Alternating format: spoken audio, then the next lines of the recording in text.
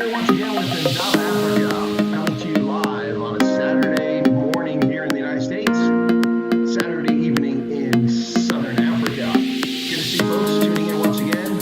Hello, Christoph, Kyle, good to see you guys here. Already some folks on board. As we get started with today's news and events, I had planned a guest speaker today, and that kind of fizzled out, didn't work. A guest speaker got cold feet. We'll try to have that happen later on. But for today, kindly, Joe Emilio has agreed to call in at the bottom of the hour. So Joe's been trying to get on Ronaldo's program for some time now, and we will bring him on this stream today at 11:30. So that'll be coming up here in just a little bit. So welcome back, folks. Good to see everybody. I'm here. I see the chat's ahead of me, so I take it the stream hasn't quite hit you guys yet, but it should be streaming live now. Oh, there I am. Okay, excellent. Good to see you. Welcome back, folks. Got Giselle playing in the background, Phil and Smensa.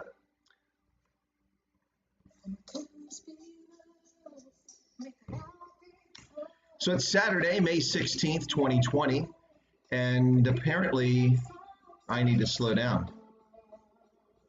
I've been talking too fast. So I was going to talk at my normal cadence, but then I got high.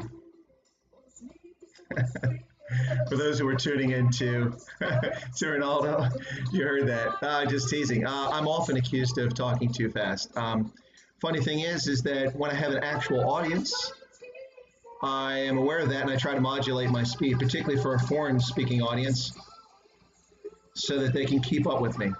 With my students at the War College, a lot of African students, Francophone countries, so I would be very cautious of that. But nonetheless, like somebody said in Ronaldo's chat, there's a lot of stuff in Chris's head, and it's just all trying to get out. So I think that's probably it. Thank you, Christoph. As an Afrikaans speaker, you said it's normal for you. Die Taal is in ons bloed. There you go. So, folks, once again, a shameless promotion for Giselle. I have no problem promoting her music. I think she's amazing. And what I did know is her manager, Johan Eisel, is also South Africa's famed illusionist and magician. I didn't know that. But apparently he's quite well known. It made the Voortrekker Monument disappear a few years ago. Interesting. All right, so I've switched over to my professional microphone, my Blue Yeti, this one here. Hopefully the sound quality is a little bit better. When Joe comes back on, I'll drop off of that and we'll switch back to the PC sound. Well, welcome, folks. Glad to see folks here. Really appreciate everybody tuning in on a Saturday. Those of you who watched Ronaldo, that's awesome. That Too Legit video is really pretty cool, isn't it? So today, let me just run through a list of some of the news events that have taken place across Africa. I won't go into depth at the moment. We'll discuss some of them if we have time here. Joe Emilio will be coming on as my special guest at the bottom of the hour. Now, normally with my guest, I speak to them ahead of time a few days so that I have an idea what we're going to talk about and also get a feel for how comfortable somebody is talking over the air. Having worked in radio many years ago, I discovered you can't just cold call people and expect to get them on the air. It'll be something like, so what was your experience like? It was nice. And did you do that many times? Yes. No, so you have to rehearse those things or at least talk to people ahead of time. Now, I've not talked to Joe ahead of time because I just asked him since my other guest bailed on me. I had to fill a space. I did list this as a no guest, a wild card weekend, but or weekend wild card. But anyway, so we're going to have Joe on at the bottom of the hour as long as my Skype is working. Let's make sure that puppy's open, although I'm sure it will open on me whether I ask for it or not. So here we go. Let's get that up and come back to the stream. So news today from across Africa, some interesting news around the continent. In Botswana, elephants have been poisoned in the northwest portion of the country near the villages of Soronga, Gonetsoga, and Erecha. The officials from Wildlife and Parks have cautioned people about eating elephant meat from carcasses as people are poisoning the elephants up there. Now, why might that happen? Those of you who like elephants, like myself, I'm a huge fan of elephants, might be disheartened by what's happening there in Botswana, people poisoning elephants. But bear in mind that elephant population in Botswana is the largest in the entire continent, in large measure owing to the conservation efforts of the government of Botswana and the anti-poaching operations of the Botswana Defense Force. So what happens is these elephants run wild and rampant all over the country in villages where people live. They trample people to death each year. I'm not speaking ill of elephants. I'm just stating the facts. This creates a lot of tension with villagers, particularly those living in poverty. And so at times, some Botswana do poison elephants. It's happened. It's also been known that poachers will poison them so that they don't have to hunt them down and shoot them. They just walk along the carcasses and cut the tusk off. So it might be people who are angry with elephants, or it could be poachers. Odds are it's probably poachers in this case, but we will see. Nonetheless, authorities in Botswana have warned folks against eating elephant carcasses that they find in the northwestern portion of the country near the villages of Soronga, Gunotsoga, and Erecha. So there you go, folks. Don't eat elephant meat. I find it pretty sad that people eat elephants anyway. Elephants are amazing, amazing creatures. They're matriarchal society. They're passed down knowledge, their genetic imprint. They're really clever creatures. So moving a little further afield to Kenya. In Kenya, President Kenyatta has extended the lockdown for 21 more days in Kenya. Now, Kenya has 830 confirmed cases of the Wuhan coronavirus COVID-19. Hey, Joe, there you are. 830 cases of the Wuhan coronavirus or COVID-19 with 50 deaths thus far. And on the basis of that, President Kenyatta has extended the nationwide lockdown, or the lockdown, not nationwide, for 21 days. Now, this has extended the travel ban into and out of Nairobi and the following counties: Kilifi, Kwale, Mombasa, and Madeira, all the way till June 6th, on the basis of 50 deaths after 3 months of the coronavirus in Kenya, another 21 days. So for folks in South Africa who are concerned about what the current status of the lockdown is, look to Kenya. It's been extended. The good news is in other countries, more rational thought is being applied, such as Namibia, which has been easing its lockdown standards. Although it's not letting others into the country, it is easing restrictions within Namibia, and I'll talk a little bit about that. In Cameroon, the schools are set to open on the 1st of June. However, the government has set all sorts of stringent measures to keep the virus from propagating inside classrooms and schools. But Cameroon will reopen schools on June 1st. That's just 2 weeks away. That should be exciting news for parents who want to get their kids educated or out of their abodes. Yes. In Liberia, Ellen Johnson Sirleaf, the former president, her son, Charles Sirleaf, has been acquitted in a huge scandal involving $5 billion of new currency notes that were printed. A number of those notes had gone missing, and he and 2 other officials were accused of stealing them. And a long investigation by an audit agency was unable to determine where the money went, just that it was missing. And he has been acquitted in a rather important corruption scandal taking place in Liberia. A number of things happening closer to home for South Africans in Namibia. So first off, Namibia has frozen government perks. For those who haven't heard, excuse me, yes, if Ronaldo happens to surf over and is watching or trolling, and he's not trolling, I don't think he trolls. It's not a Steri Stumper, that's correct. It's the other one. It's the long-established brand from the 1970s, which became a global phenomenon and a multi-billion-dollar corporation, one which I have retirement stock in. So anyway, Starbucks. Here we go. All right. So I see Christoph is back to the secession question. I'll get back to that. I'll answer your question here shortly. Let me finish the news here. Just to run down quickly the news. I've got more detail on it, but I just want to get the big, broad scope things before we get into our guest today. So Namibia is freezing government perks. What's happening is that the president, I can never pronounce Hage Heingab's name, so I'll butcher it into perpetuity because I can't speak his language. But the president of Namibia has frozen government perks for 5 years. In other words, there will be a few things that change specifically tied to the fleet.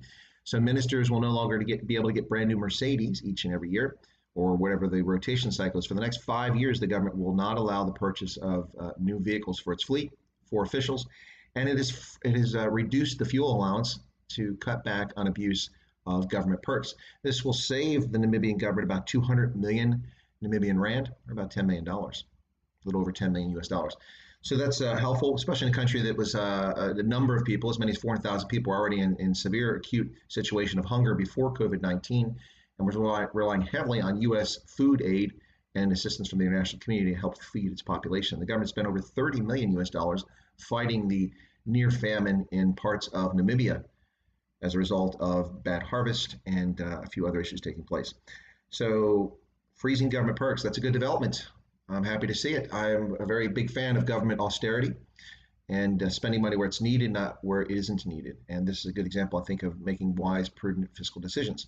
Now, if only they can make a whole bunch more that would benefit the people of Namibia instead of people still stuck in poverty 20, 30 years after the end of the colonial era in Namibia.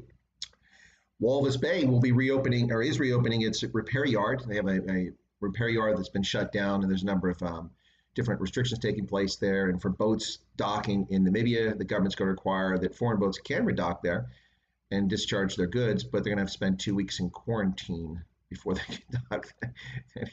Anyway, but they will give credit for time at sea if they had no cases. So I guess it's a bit of a reasoned approach. Namibia also has reopened its national parks, and they are encouraging Namibians to visit the national parks. Those of us who would like to go to Namibia to watch wildlife, or to go to Etosha Pan, or to see the Orange River canyons, or to see the Skeleton Coast, do quad bike riding near Swakopmund, things like that, or visit Sossusvlei, we're not going to be able to do that. No one can enter the country, only Namibians. But at least they've reopened the parks so that Namibians can visit them. The thing for Namibians is the majority of people who visit these parks are international visitors, so they'll still see a low number of people hit the turnstiles hitting the parks in Namibia. And finally, in Namibia, the government has introduced a new bank currency note, and this one celebrates 30 years of independence for the country and progress and development. That's how they've termed it. So there you have it, folks. That is a little bit of the news from around the continent. You notice I didn't say anything about South Africa today. I premiered a video this morning, very early in the morning for me, about 2:45 for you guys. In Southern Africa, it's about 8:45. In Europe, same time, depending where you're at. And that was a video talking about the ANC's war on e-commerce going on hiatus for now. So I thought there was enough news on South Africa for today, so I won't do it on my live stream. My guest perhaps will probably talk a little bit about South Africa in particular, but we're going to ask probing questions. We're going to see what makes Joe Emilio tick and what he's all about, because I'm confused. If you've watched his channel, the guy's very entertaining, but I'm confused about Joe. Maybe I haven't read enough about him or seen enough. Maybe we'll find out here in a little bit what's going on. Right. So let me see here. What else we got? All right, so off the news. I can get back to that a little bit later on if we have time, but let's get the questions. Missed some things. Calendar's full. Somebody's calendar's full. Hello again, Dorian, Christoph, Kyle. You like it when I get in a roll. Well, my pleasure. I don't talk too fast. I think Ronaldo's just having a crack at my expense, and that's fine. By the way, I put something new on my map up there yesterday, if anybody noticed that in the last live stream. That's the Hofbräu House in Munich. Great place to visit if you ever get to Germany. Now I'm pimping tourism in Germany. Isn't that funny? Yeah. Anyway, my head's too big. I'm too close. All right, there we go. But yeah, you can see the Hofbräu House sign behind me. That's one of the first places I ever visited in Germany when I arrived there in 1984. Actually, I'd never heard of the Hofbräu House. The only reason I went is that a friend of mine had bought a Volvo with his enlistment bonus for about $2,500. He was a mechanic in the motor pool. We had taken a trip together on a train previously, and he said, hey, why don't you go with me to Munich? There was one other person who traveled with us, but he turned out not to be a particularly good traveler, so he wasn't invited. So we took our Army sleeping bags and a cooler, hopped in his Volvo, and on Labor Day weekend, which Labor Day for us is not May 1st, but the beginning of September, we had 4 days off, and we drove from Bad Kreuznach in central Germany, central part of West Germany, down to Munich. Stayed overnight. That evening we got there, we went to the Hofbräu House, which I didn't know anything about, but my friend Patrick McMullen, Pat knew all about it, and that's why we went there. And it was a great experience. Fantastic beer hall, famous beer hall. And I've been there just a few years ago once again, but a number of times over the years. So then we went from there to see the Olympic Village from the 72 Olympics in Munich. And then we also saw the Nymphenburg Schloss, the palace there in Munich, the former home of the Bavarian royal family, their official court residence in Munich, which was the capital of the Kingdom of Bavaria, or Bayern in German. And then we went around town and we headed down to Garmisch-Partenkirchen, where the 36 Winter Olympics were held. And we saw that. And then from there we went to Innsbruck, and I got to see the 76 Winter Olympics plaque and the ski jumps and such. And on it I saw the medal winners, and there was Dorothy Hamill, who as a young kid, I just adored her as a skater. She was amazing. From there, we drove across Austria into Vorarlberg, which is in the western part of the country, went to Liechtenstein, and from Liechtenstein went into Switzerland, then over to France, to St. Louis briefly, and back to Bad Kreuznach. It was one of my first big trips on a holiday sort of thing. It was amazing. We did it all for less than $200 each, including hotel stays. We slept in the car with a sleeping bag a few of the nights, but I think one night or 2 nights we stayed in a hotel. In Liechtenstein, we stayed in a hotel. We got a room for $23. The dollar was king back then. We paid $23, so we split it, and it cost $12.50 a piece, U.S. So we stayed in Liechtenstein in the mountains, and Malbun, which is up in the hills. That's where Hani Wenzel and her brother Andreas Wenzel, I think his name was. They were medal winners in the Olympics in '76 and I think '80 as well. And they were trained and skied in Malboum, which is up in the mountains. Beautiful spot in Liechtenstein. You should check it out. Right, let me catch up with the stuff here before we get to our guest. Um, Kyle says, "Hey Chris, should I WhatsApp you some decent Afrikaans tunes from time? If you like, Kyle, maybe I can WhatsApp you some. But yeah, no, please feel free to send them to me. Absolutely." Who is Joe? Sorry, I missed that. Oh, hey, Klopper. Joe Emilio apparently is some comedian based in South Africa who sounds like an American and he's got an Italian name, but somebody made a joke about him being a Mexican. Ronaldo says he's colored. I really don't know. We're going to find out here shortly when Joe comes on the program. So we'll see how that goes. Right, Christoph. No, gin tastes bad like vinegar. Ooh, yeah. Okay. Well, that's why they stick a lime in it so they can tolerate it. Right. Yes, they're very majestic creatures. Oh, elephants. Yeah, you guys talking about elephants. Yeah, Kyle, they're amazing. Elephants are really, really amazing. But they're also very destructive, folks. Elephants, especially in Botswana, have done great damage to the natural environment because they're overpopulated and it's a ecologically fragile area to begin with low precipitation and fragile ecosystem. It's very easy to damage. It takes a long time for it to repair. Unlike a place like, say, KZN or here in the temperate zones in the United States where if you damage the soil, it'd just be a matter of weeks before rains come and the soil is washed over and replenished, things start growing again. So unless you make it radioactive, it's going to recover. But in Botswana, when you damage the environment, it can be lasting for years, if not decades. So elephants tend to overgraze and strip trees of their leaves so they can't take the chlorophyll to produce the energy that they need and convert the sugars so that they get what they need. So elephants can be very destructive when there's too many of them. That's one of the challenges. Botswana has far too many elephants for its size, but that's a consequence of a number of things, not the least of which is conservation, but the knock-on effects of conservation. And perversely, there are effects that people don't think about. So for instance, if you look at Angola, the southeastern portion of Angola was involved, embroiled in conflict for decades. And there are mines spread all around that region. Elephants are very smart. When an elephant steps on a mine, elephants know better than to go in that spot or area again. So over time, this knowledge is passed down from elephant to elephant in the herds.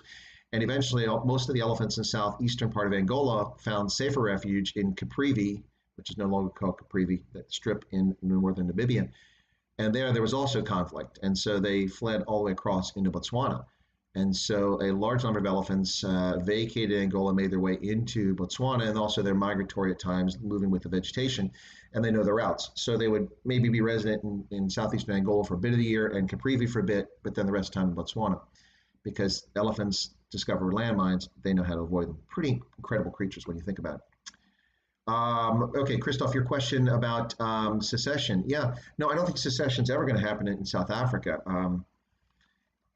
Self-determination and ethnic rights are identified in the South African Constitution, but I don't think secession is going to work. The only place you could really legitimately consider it actually be feasible, I argue, would be the Western Cape, and I don't think the Western Cape can or will secede, or that the ANC would allow that.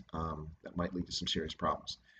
So I don't think the ANC wants to see the crown jewel where the parliament actually sits no longer be part of South Africa. So I also don't think the country is in the mood for that. There are some people who are just frustrated. But the bottom line is this, folks, is that here's the deal. And I promised to make a video. I didn't get it done this week, but I will get it done. I've written some notes for it. And that video is on a possible South African renaissance. And what I mean by that is that all the failures are taking place and have taken place with the African National Congress. Finally, COVID-19 may finally be the crisis that convinces sufficient number of people who simply walk to the polling station and pull that lever for the ANC, regardless of its performance, to actually start questioning that and make a different vote. We'll see. Critics like Roman and others, Roman Kamenak and a few others, have said that it's cocked for the DA to take the government to court because it's just another court case. Nothing will come of it. Well, there's some merit to what Roman and other critics have said about using the legal system, which is what the Democratic Alliance tends to do, rather than civil disobedience. But isn't it strange that just a matter of hours after John Steenhuisen announced the court case filing against the government regarding the e-commerce ban, that the e-commerce ban was lifted? Yes, I know DRSA was involved and was putting pressure on the government, and the Freedom Front Plus also claims they were filing a court case. But a nationwide address, an international address by John Steenhuisen, one of three court cases, and then suddenly we no longer have the ludicrous situation going on with e-commerce in South Africa. So the power of the courts is still there, and it still can influence decisions at the national level. And I think the people need to vote against ANC bad performance. If the ANC is performing well for them in some area, okay, that's their choice. It's a democratic vote for party anyway, not for individual. So make your choices. Right. By the way, I had someone who commented on my stream this, or not my stream, my video this morning, disagree with my take on the ANC's economic performance for the first 10 years. Thank you for that rebuttal.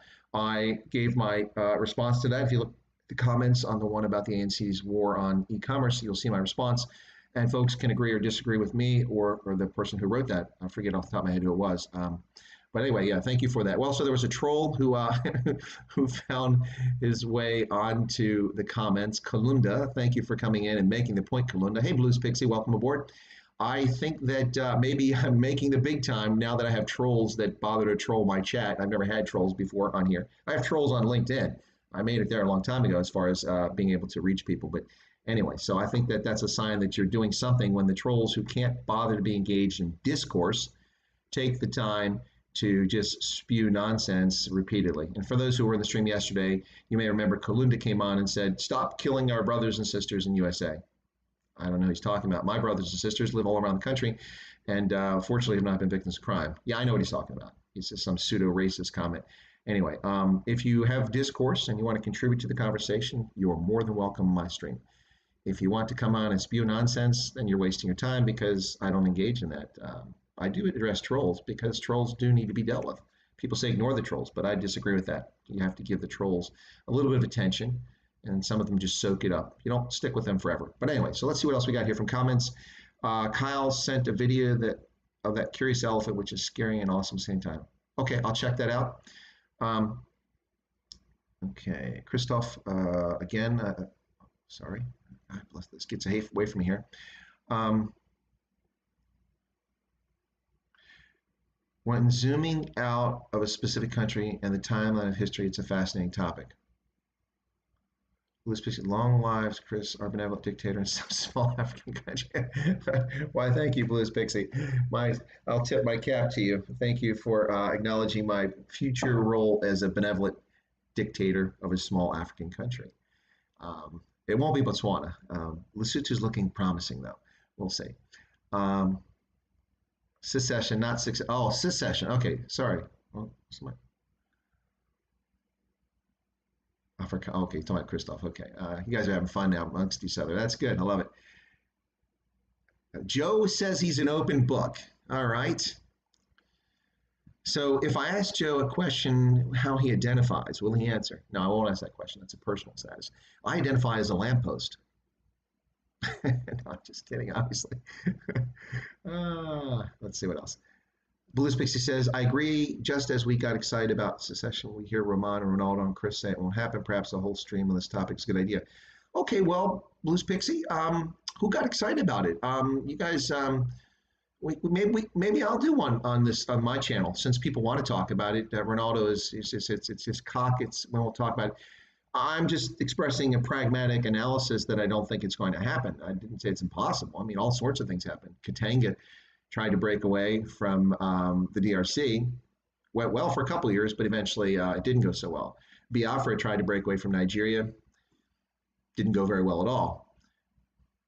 Eritrea did break away from Ethiopia, but it had been a separate country. And now we see South Sudan seceding from Sudan and being endorsed by the African Union, an organization that said it would never endorse the division of borders in the country or in Africa. Yet they endorsed that. So that's interesting. Let's see. Cape Party, dude. I don't know who the Cape Party is. Is that Big Daddy Liberty? Yeah, Martin, I have heard of Big Daddy Liberty. I've not listened to Big Daddy Liberty. Just this week, people have been pointing him out to me and said I should go on his program or he should come on mine. So I will take a look at it. And I love the moniker. The title's pretty cool. Big Daddy Liberty. I'm picturing a huge, beefy guy. I see a black guy or a white guy. I get the feeling it's a black guy from just the way people describe him. Not that that really matters, but it's just curious. Adrian says, hope right, but history tells a different story. Christoph, I may be surprised how many people are talking about this. Okay, not just Western Cape. Yeah, okay, all right. Yeah, okay, if I have a troll, I made it. Yeah, I do have a troll, at least one. Okay, Joe is voluntarily answered the question about how he identifies, and Joe says he identifies as human male. Well, that's good.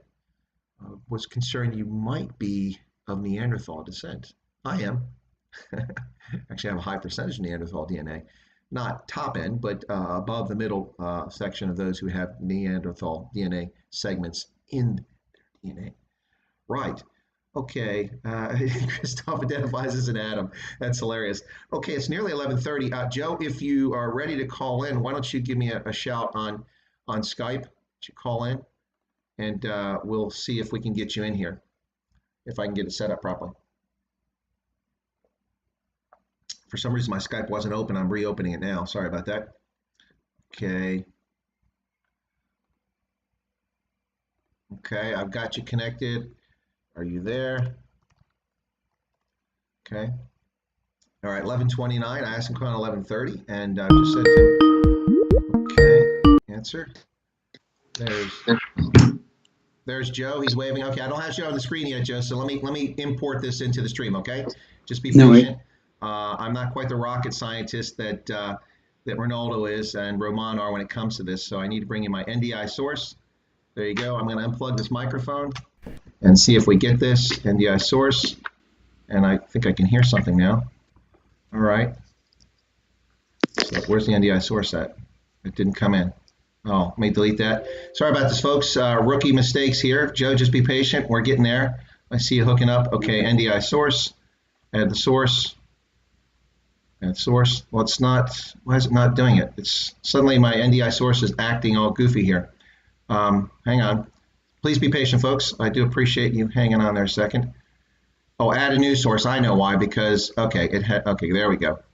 All right. Local there. Oh, Joe, I actually think I might be. Well, now it's not giving me your video. It's doing that again. That did that to me before. I don't know why that is. I'll try to add it one more time, and then we may have to just go with the voice. That is odd. Oh, wait. There you are. Okay. Hang on. Sorry, Joe. And sorry, folks. Please don't bail on me because I'm showing poor skills at doing this. Hang on. Be very patient. Add the source, NDI source, and Skype Live. There we go. All right, Joe, I have you on the screen there. Let me get my character out of the way. Whoops, that's not what I want to do. All right, my character. Whoa, that's not what I want. I keep getting the wrong thing. Hang on a second here. My character is, there it is. Did you see my character's cartoon there, Joe? What'd you think of it? I love it. It's cool. Thanks, man. Okay, so, all right. God bless it. There we go. All right, now I got Joe on the screen. Okay. All right, Joe. Hey, welcome aboard, man. Good to see you. Thanks for being here. Thank you, Chris. Thank you so much for allowing me to be on your show. It's great to be here, and hello to everybody that's watching. What's your audience base? Are they like States or South Africa, or a mix of both? Well, it's a mix of both, and also some folks in Europe. But the numbers in Europe and the numbers in the U.S. are a lot smaller than they are in South Africa at this point because having appeared on Ronaldo's stream, which apparently hasn't happened for you yet.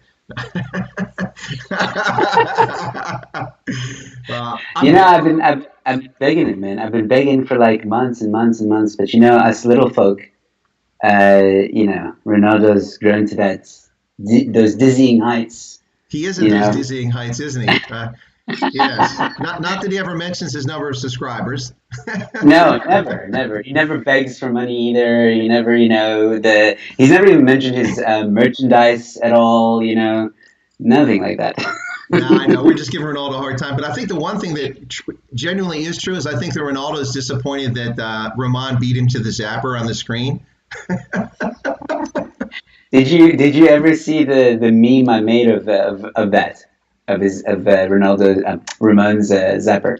Well, did Ronaldo get that from you, where he has Ramon's face in the middle of zapper? That was brilliant. Yeah, I think Ronaldo might have zapper envy. I'm not sure. We'll see if he's actually tuned into this because he'll chime in if he's tuned in. But yeah, no, that was fascinating. So yeah, no, hey, listen, Joe, I didn't know who you were. I'm sure you didn't know who I was just a few weeks ago. So I love the power of the internet. I've always been an early adopter of technology and been involved in the internet since back in the days of, now I'm dating myself, IBM data punch cards, and using cassette tapes to load the operating system on my Commodore PCs in high school. So I've been doing it a long time. Always buy everything. I'm like Inspector Gadget. Every little thing that comes up, I buy tablets, iPods, the first MP3 device. So I've always found the internet to be powerful. But now that I don't have my speech confined by serving on active duty, where it's not a good idea to say certain things, this is kind of cool. So aside from the fact that you identify as a male Homo sapien, can you tell us a little bit about yourself, Joe? Because I think some folks in the audience don't know much about you, so please share. All right, cool. So first off, I just want to say thank you for your service. I think I've always wanted to say that to you personally. And then also what I identify as. Look, I said male human because I don't like where we are now in our human race, where everyone feels like they have to identify as something. I think that term has been almost twisted, flipped over. I am for people who feel they are homosexual, or they are transgender, or they are whatever. That's fine. But why do you feel the need to proclaim it, if I can say that, and I think that we as humans have forgotten that we are human. It doesn't matter if you're male, if you identify as what, you are human. You're made of flesh, you're made of blood, you're made of skeleton, you're made of the same things, whether your skin is brown, white, or black, or yellow, or whatever it is.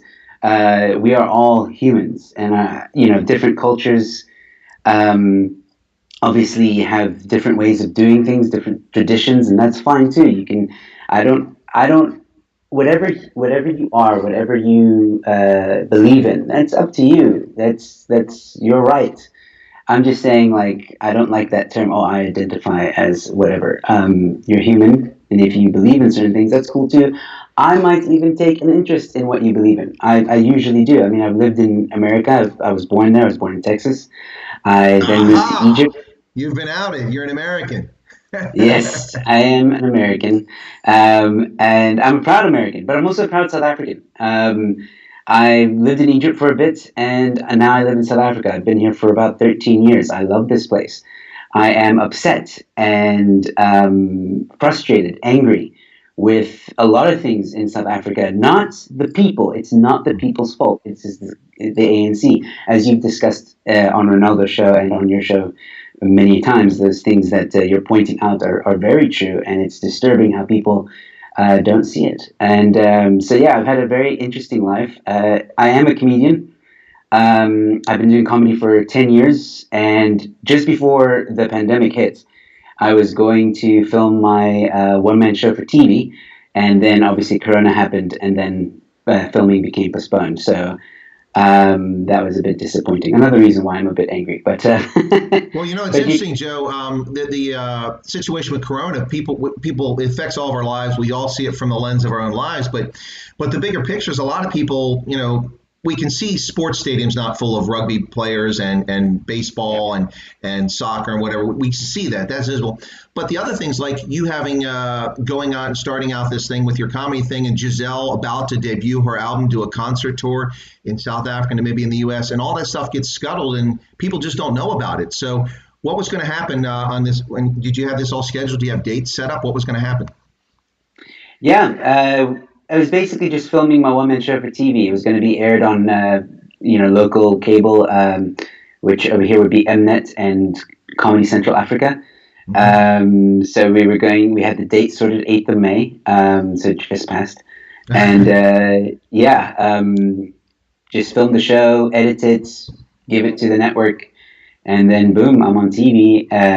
Probably would have been aired maybe in July, August, somewhere there on the local cable, but yeah, unfortunately that's not going to happen now. So I went and I did my channel. I was like, screw it, I'll just make content. I mean, with the lockdown, we have no choice but to stay indoors, and so there's no way I can get any stage time.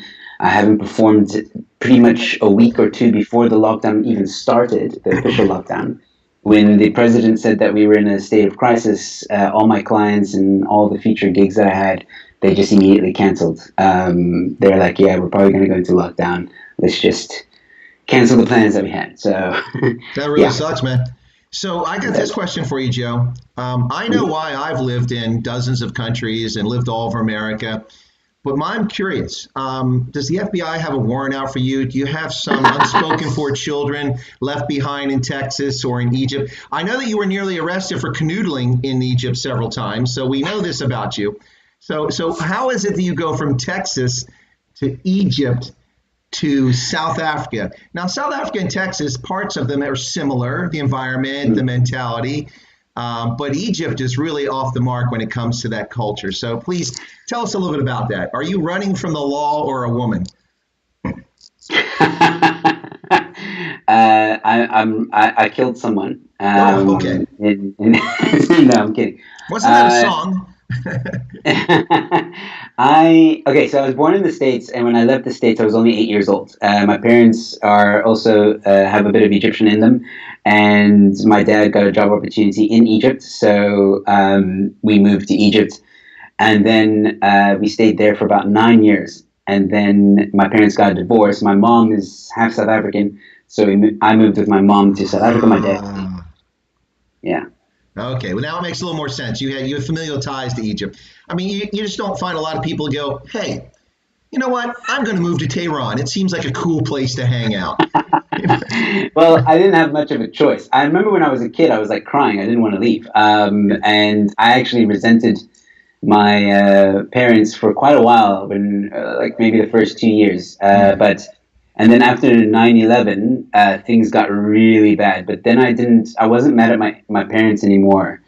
I learned how to deal with it, because they were just trying to do the best thing they could at the time. My dad's my dad was working for his father, and in a business in Texas. And his father, my father, sold that business. So to compensate, his father said, well, I've got a job for you in Egypt to make up for it. So it wasn't really my dad's fault. And I was a kid, I didn't know this.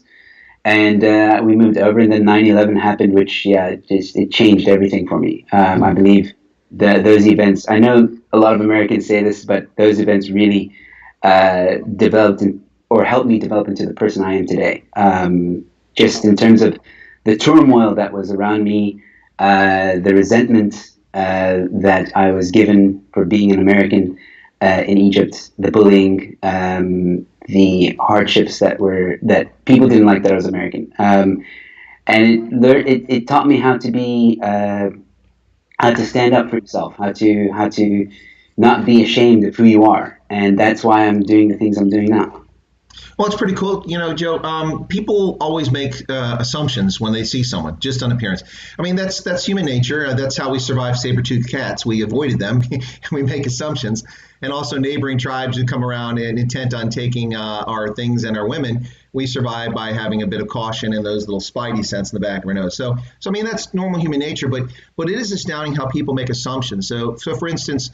On LinkedIn, when people saw me in my uniform, because that was part of my profile there while still in active service, without the beard, of course. And even now, when I do things, you get this nonsense about presuming my thoughts and views on the world or my life experience, my privilege or this, that, and the other.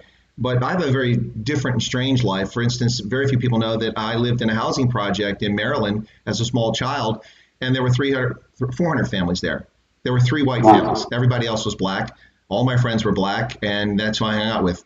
Until the day my neighbor's older brother, we were best friends. His name was Goody. I think his parents should be whipped for calling the child Goody, but that was his name. Wasn't his nickname. So Goody and I hung out. We used to play. We used to bounce the rubber ball on the steps in the back like we're catching it. And his thug older brother, was a teenager, came along with his friends and started hassling us and threw us to the ground, pinned me down. I was a skinny little kid, ribs exposed, and pinned me down, pulled out a switchblade and opened it against my throat and said they're going to kill my honky ass. We moved a few days after that. So my point is that people make presumptions. They probably look at me and go, oh, you're like Bill Gates. You grew up in affluence and have everything handed to you. So being an American in Egypt, they're probably like, oh, you're the Antichrist, or you're well, not the anti-Allah, not the Antichrist, I should say. And then this is how you view the world without knowing you. And that's really sad when people make presumptions. Would you agree with that? I think you probably would.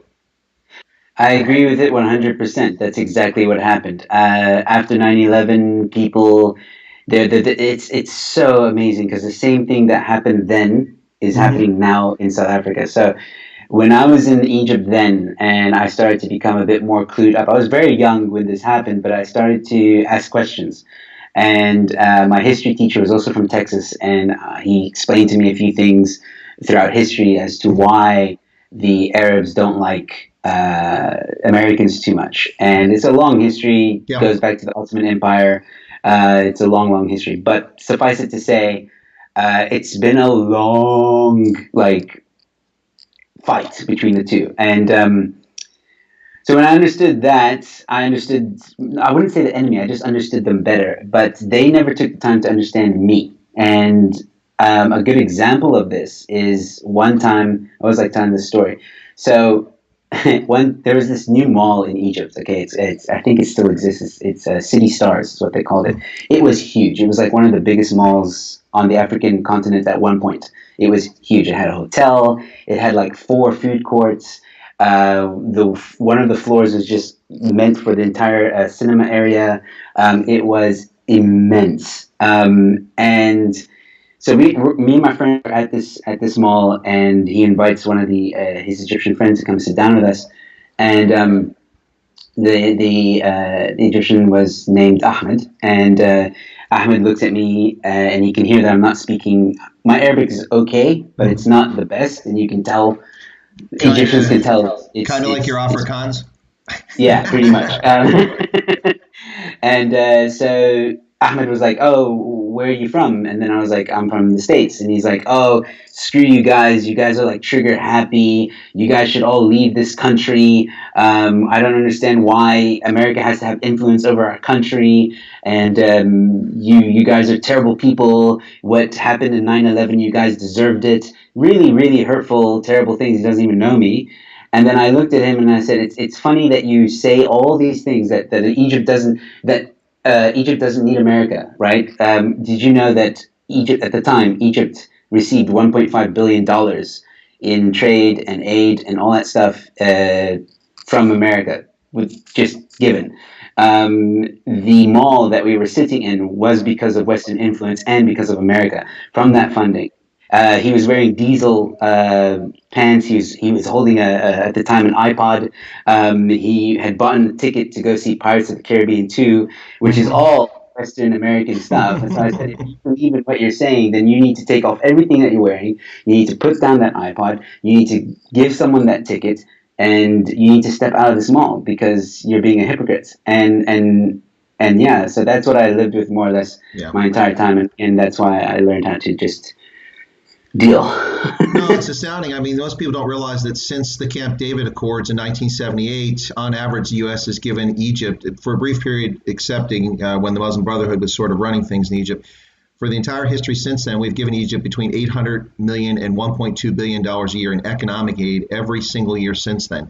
People would be starving in Egypt were it not for the assistance the U.S. government gave them. Well, there's my paid announcement for the U.S. government. So, but hey, I don't have super chat. I don't have super chat. So, three quick things here from the chat that I want to point out here. So, let me find where it went there.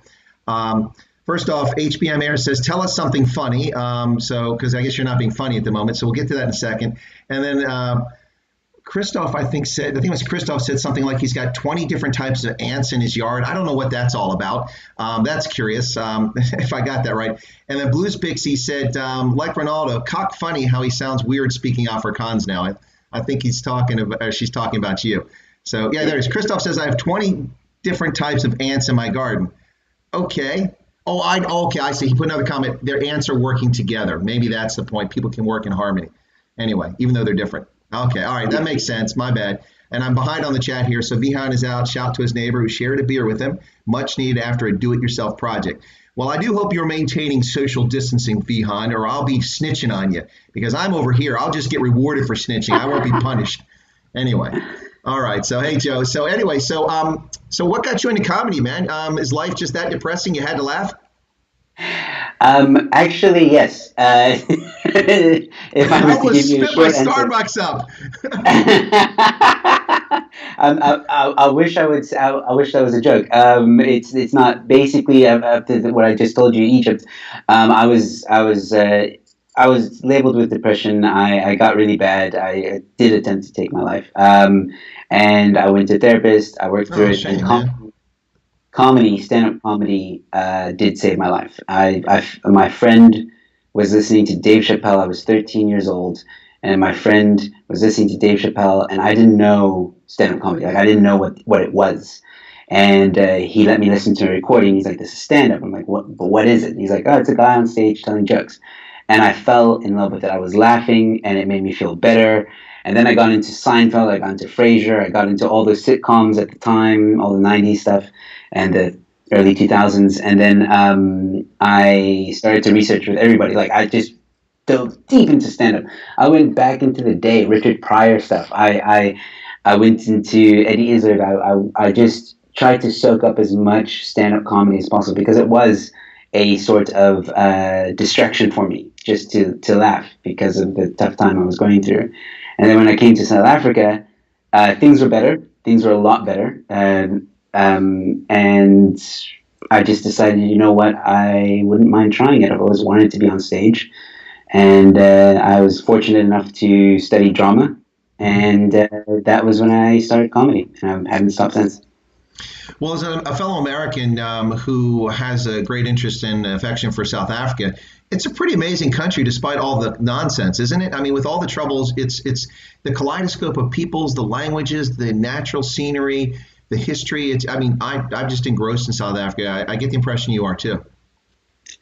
Yes, I absolutely love South Africa. You know, as a fellow American, we can be very patriotic about our country, and I feel that I'm just as patriotic towards South Africa as I am America. I'm still patriotic about America. I almost got into the Coast Guard actually, but that didn't work out. And then, so yeah, I've always been very patriotic about the U.S. I think Egypt actually brought that out even more. But when I moved here, and just the way South Africans are, and I don't mean any insult. I mean a lot of South Africans agree with me on this. There seems to be, if it's South African made, then it's cock, and I'm like, no, it's it's good. Like support one another. What's wrong with you guys? And yeah, I've always been one to be like, if they say like, I remember that District 6 or District 9 movie that came out, which was filmed in South Africa, not necessarily produced by South Africans, and I was so proud of that movie as a South African, like because it was in the box office, U.S. box office for 4 weeks straight, and I was Hmm. like, guys, that's a big freaking deal. And most of the South Africans were like, nah, it's cock, it's South African. Oh boy. I don't know. It's interesting when you mentioned South African cinema because I have a few favorite South African films of my own. So District 9 was just classic, and if you understood politics and history, you really really got it. It was really hilarious. Even the near Nazi like appearance of the government official who eventually turns into an alien. But also, I love the movie The Long Run with Armin Mueller-Stahl. I don't know if you know about that. It was about the cultural changes, the political changes taking place in post-apartheid South Africa. And he's an ethnic German living in South Africa and doesn't believe in apartheid and all that nonsense. And so it's very interesting. It's about the comrades is the backdrop for it, the ultra marathon. And so I like The Long Run. Another one is I really love Fanny Faree's Lobola. That is hilarious. It's a good movie I if you haven't seen that one. And then my favorite South African movie in the last decade or so was White Wedding. Oh my God, White Wedding is so funny. Yeah, if you haven't Okay. seen dude, you're living in South Africa, you haven't seen these movies. Take yourself to Starin Kinnikor, catch COVID, and watch these movies and enjoy them. I don't know if you know, but Ster-Kinekor is closed. So even if I wanted to go. Well, it's a temporary thing. They'll be back in Okay. 2026. No, I'll just download them. That's Oh, okay, that's that's what they it. do now. Piracy. That's what yeah, support local, right? I don't know. So yeah. So Um, Christoph Havanga says that many people that project happiness are often positive or depressed deep down. He says, fact, before we go on to that, I want to raise that topic, but think of Robin Williams. Who knew the man was so depressed that so it's such a sad thing. He entertained us for so long, so many of us. I grew up with Robin Williams. So sad to hear that. Yeah. But you raised that topic, Joe, and it's a very sensitive topic. It's a difficult one. It's one I've been gravely concerned about with the draconian lockdown in South Africa. People actually being isolated, and the depression that can set in from that, and the hopelessness. And the absolute tone deafness on the part of the ANC and the government when it comes to people's mental welfare. For instance, the lockdown without easing it so you can exercise 3 hours a day, that's insane. You need to let people get out, and not everybody out at the same time and give people a chance. A lot of people, I saw the interview with John Steenhuisen with that bizarre SABC interviewer, and she's like, people are going to die. People are going to die. What are you talking about? What are you talking about? Just this absolute faith in a lack of scientific evidence, and never considering for a moment people's mental well-being and the fact that exercise is good for your mental well-being. Joe, I don't want to ask you about your situation if you want to talk, but I appreciate you bringing it up. But this is a serious topic, is it not? And one that people should address rather than say once a year or when something happens. What do you think about that?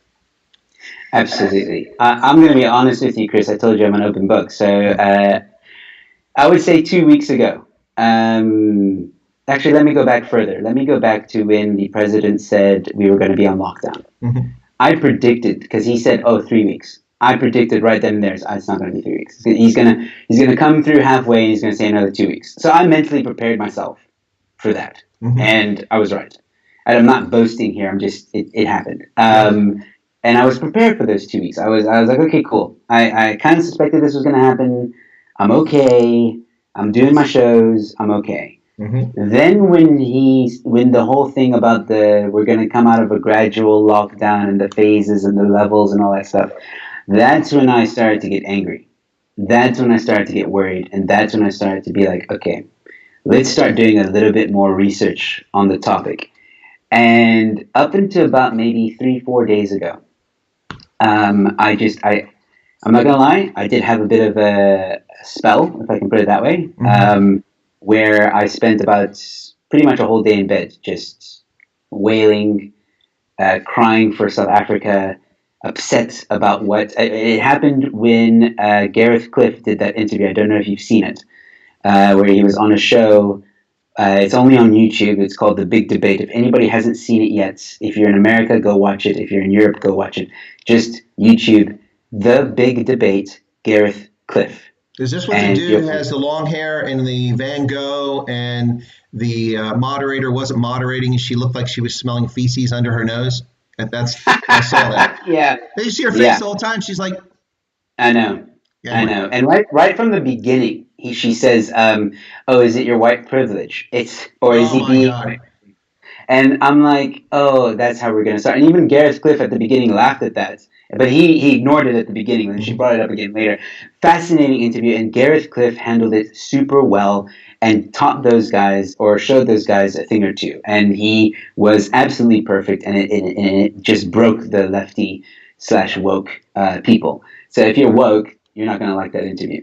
But it's a narrative that's being played in South Africa, and it's been playing for years. Yes. Which is when someone of celebrity status or is white, who speaks out on behalf of South Africans, not white people, right. Not colored people, not black people, South Africans, every single hard-working South African.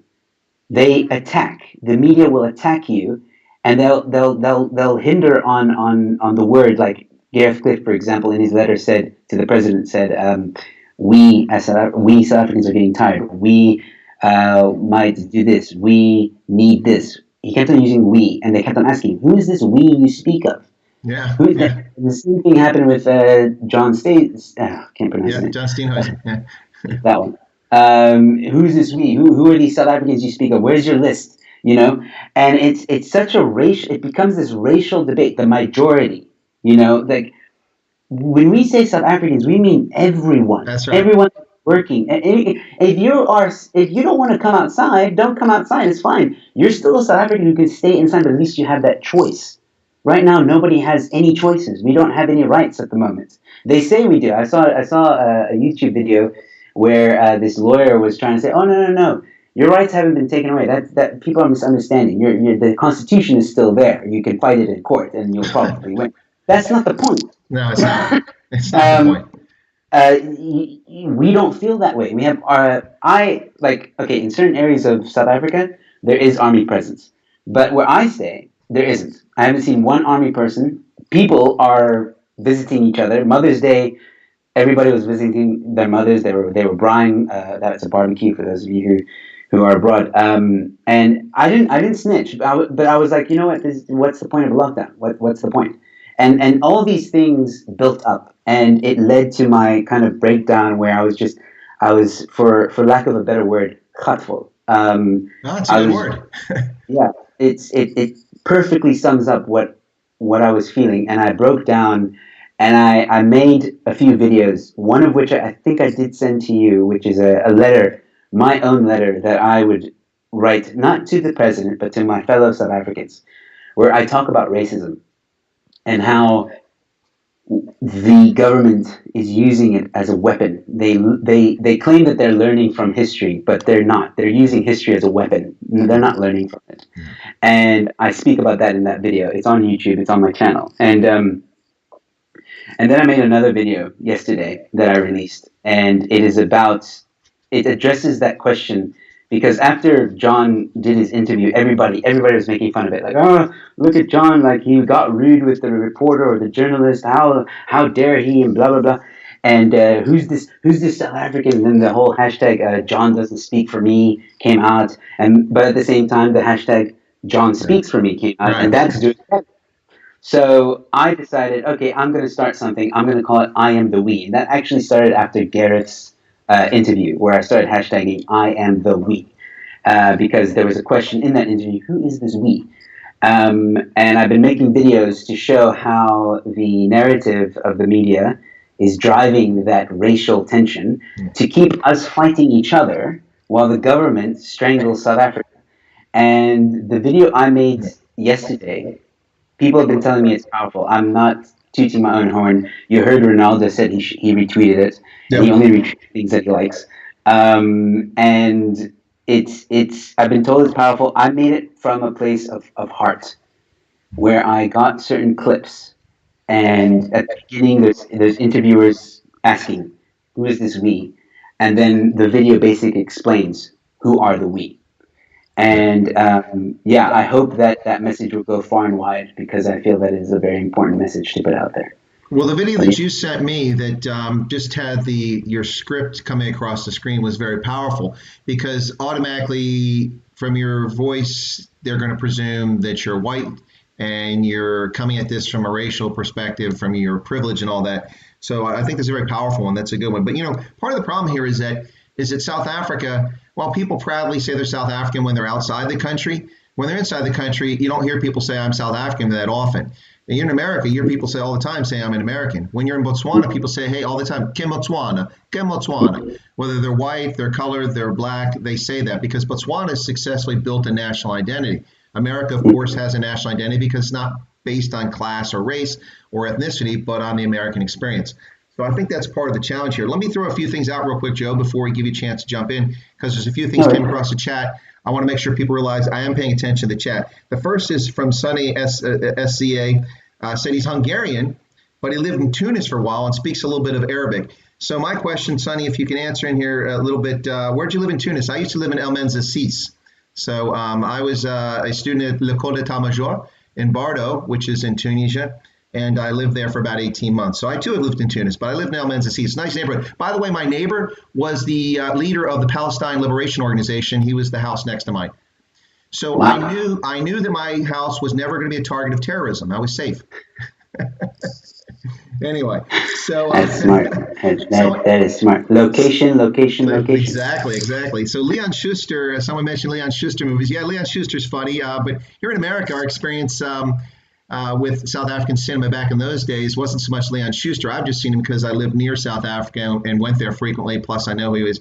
But The Gods Must Be Crazy, of course, is the movie experience that most Americans know, which is still a time-proving classic that's still hilarious when you watch it today with Sandra Prinsloo. Just a brilliant movie.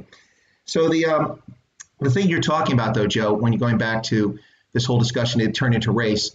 It's also an issue that happens around the world. You see the media in the developed world in the West that's constantly attacking people using race. When I lived in Africa, before I came back to the States, when I was in Addis, watching international media, which usually means CNN in an airport, but watching international media, you would have thought that America was embroiled in an all-out race war, that this was the Watts riots of the 1960s and again after OJ.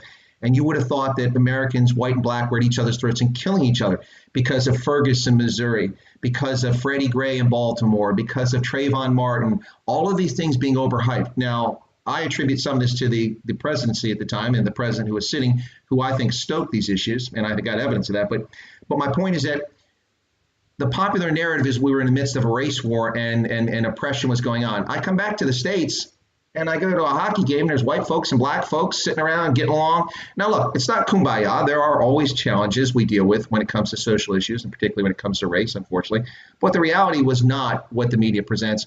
And they're always trying to bifurcate and divide people. So real quick, before I let you get back in here, one more last thing on this point. So this happened to me, not along the lines of race, but along lines of Europeans who feel superior because they're woke. Let me give you an example here. So I just recently published something on another platform in which I said, listen, since the Wuhan coronavirus COVID-19 outbreak has occurred, governments have repeatedly gotten it wrong. I'm not calling for civil disobedience or to attack our government officials. What I'm saying is that they've repeatedly told us things that have proven to be wrong. Yet they tell us they know all the answers and we must do what they say without question, and that their answers are based on science. Yet they got the fatality rate wrong. They told us our pets couldn't get sick. Now they're telling us to separate our pets. They told us it wasn't human-human transmission. The World Health Organization, from their website in January, it's still there. And the list goes on and on. The reality is the government does know all the answers, but so I posted this and I said, it's our privilege, our prerogative to question these things from government. And I was attacked by two former students at the Army War College here who are from a certain Central European country and speak a language, one of which I speak, and you could probably start to deduce where they're from based on that information. And one of them attacked me and said, I've never seen so many stupid things come out of the mouth of such an intelligent, educated person. I need to buy you a beer. And then the other one jumped in and said, well, you need to expand your bubble. The world. And I said, okay, wait a second. I responded to the first guy and said, well, that was very rude. You said I was stupid. He's like, no, I was joking. I offered to buy you beer. I said, no, you didn't offer to buy me beer. And the other guy, I said, expand my bubble. I said, please, both of you, tell me which of these things I stated are not factual. They're all factual, and I can point you to the sources. I'm not calling for a revolution. I'm simply saying that to simply not question the government when it's wrong is not doing your civic duty. That's your civic duty. And then I said, my bubble, I said, listen, I speak to people in Australia, New Zealand, South Africa, Cameroon, Nigeria, Kenya, Botswana, the list goes on and on, UK, Germany, Netherlands, each and every day. And I read news and listen to news in English, German, French, and Afrikaans every day. Although I have a little trouble with the Afrikaans, but the rest of them I do pretty well. And I said, I don't have a bubble. Anyway, so that's this is an intentional effort by people on the far left, the progressives, to undermine unity in countries around the world, including South Africa. And it's easy in South Africa because they can blame apartheid and blame you if you have light skin. And it's shameful. That was a long rant there, Joe. It's your turn. Jump in. You're absolutely right. And I think the whole, I really encourage people to go and watch or listen to that video that I put out there, the one that you spoke about with the the words on the screen. You'll see it. Go to my channel, The Joe Show. Chris, if you don't mind leaving a link somewhere for it. I'm not going to do that. You'll steal my customers. No, I'm just kidding. Just kidding. I'll put a link. I'll put a link on there after this is over, folks. So you guys go find Joe's channel. You should check it out. And it's the video is called "We Are the We." Sorry, I am the we. I am the we, and it's the last video I've uploaded, not a live one, uploaded. So yeah, you guys can go check it out. And I say it very clearly there that this narrative of attacking people for their past, it's such a big thing in South Africa. It's crazy. I mean, I haven't been to the States in quite a while, so I don't know what things are like there. But I have always kind of maintained that opinion of, from what I can remember, Americans just want to live a good life. They just want a good life. They like where they are.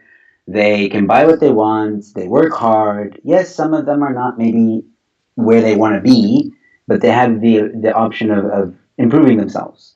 But again, I might stand corrected on that because I haven't been there for years. But that's the impression I remember.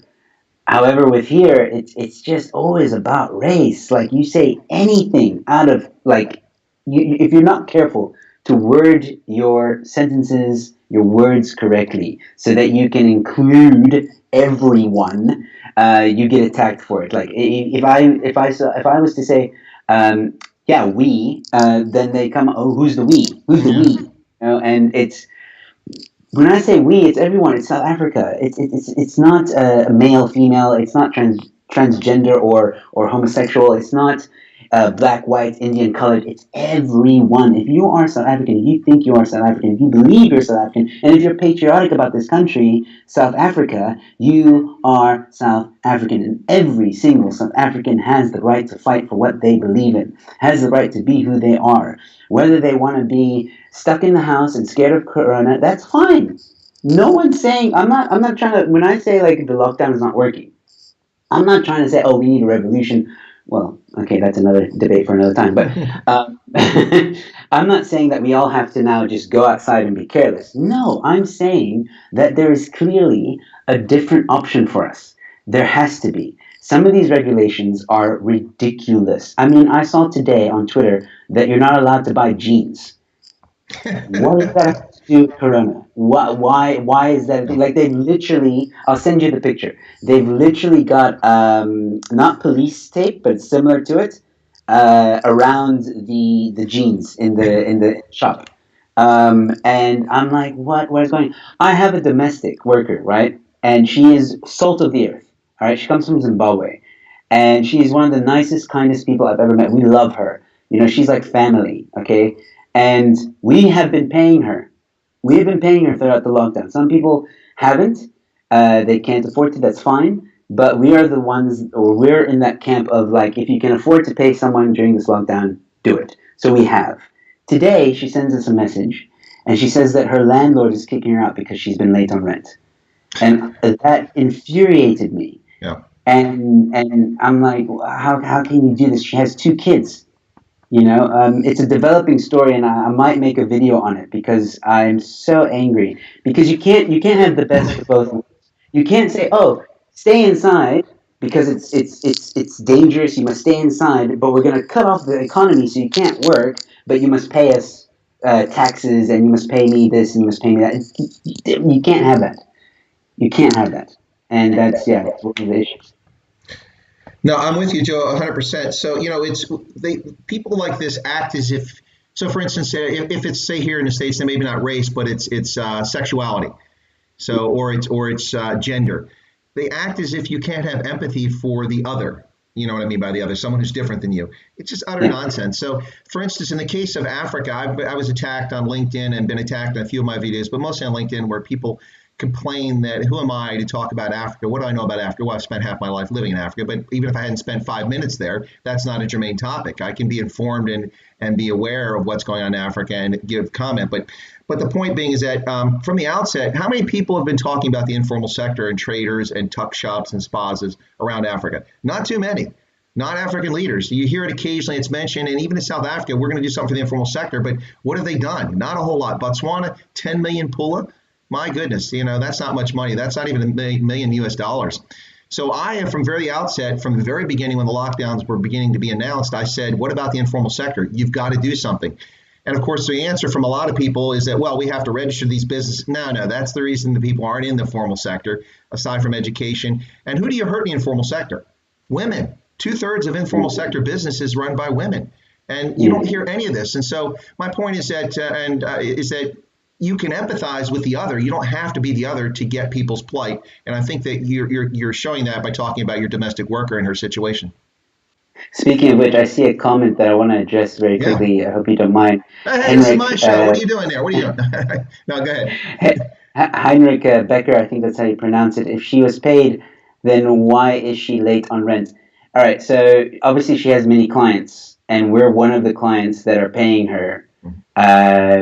Rent is very expensive in Cape Town, very expensive. And others didn't pay her. We're just not we're not that well off where we can cover her rent, but we're paying her hourly rates that she would have had she been here. And she has at least 10 clients. I know that she's lost all of them during most of them. Like I think maybe another 2 or 3 are paying her, which I know for a fact probably won't cover her rent. So that's why she's been late. Everybody's in the same boat. Yeah, no, it's absolutely the case. Now, Christoph usually has a lot of good commentary here, but I'll bring out something. I don't know if it's good commentary, but he made a point when I was talking about stealing my customers. He said my non-paying customers. I meant my. That's true. My stream is still free. It's not monetized. So yeah, good point. So is mine. Yeah, but back to what Joe was saying earlier, this whole thing comes down to the way ANC is acting, the way state governments here in the U.S., like in Pennsylvania. If you watch my video, which is really targeted to a U.S. audience, but people in South Africa are welcome to read it or to listen to it, it's measured. I'm calm. I don't rant. I think I'm generous, but I point out the personal attacks that the governor of Pennsylvania made against Pennsylvanians who simply asked for a reason with this lockdown, because we have bizarre lockdown things going on here. Not as bad as South Africa, but it is destroying businesses so businesses can't open up. But you can watch that and check it out. But the point of my thing is that we are citizens. We are not serfs. We are the governed, but they work with the consent of those who vote for them. And that does not seem to be the approach of elites around the world, but especially with the ANC. Oh, yes. The ANC has really, they're drunk on power. It's as simple as that. There is a war happening, which I don't think people see. And because of the race angle, the race angle has blinded them to what is happening. And if you take a moment to look at everything from the bigger picture, you'll see it. And it's basically the war between DA and ANC. Or even ANC and the other, like anybody that's opposed to ANC. Because from what I can see is every time the ANC says something, does something, and the DA then steps up and says something back, the ANC will release like a perfect example is what recently just happened. The president, people over here, Chris, you could feel the tension.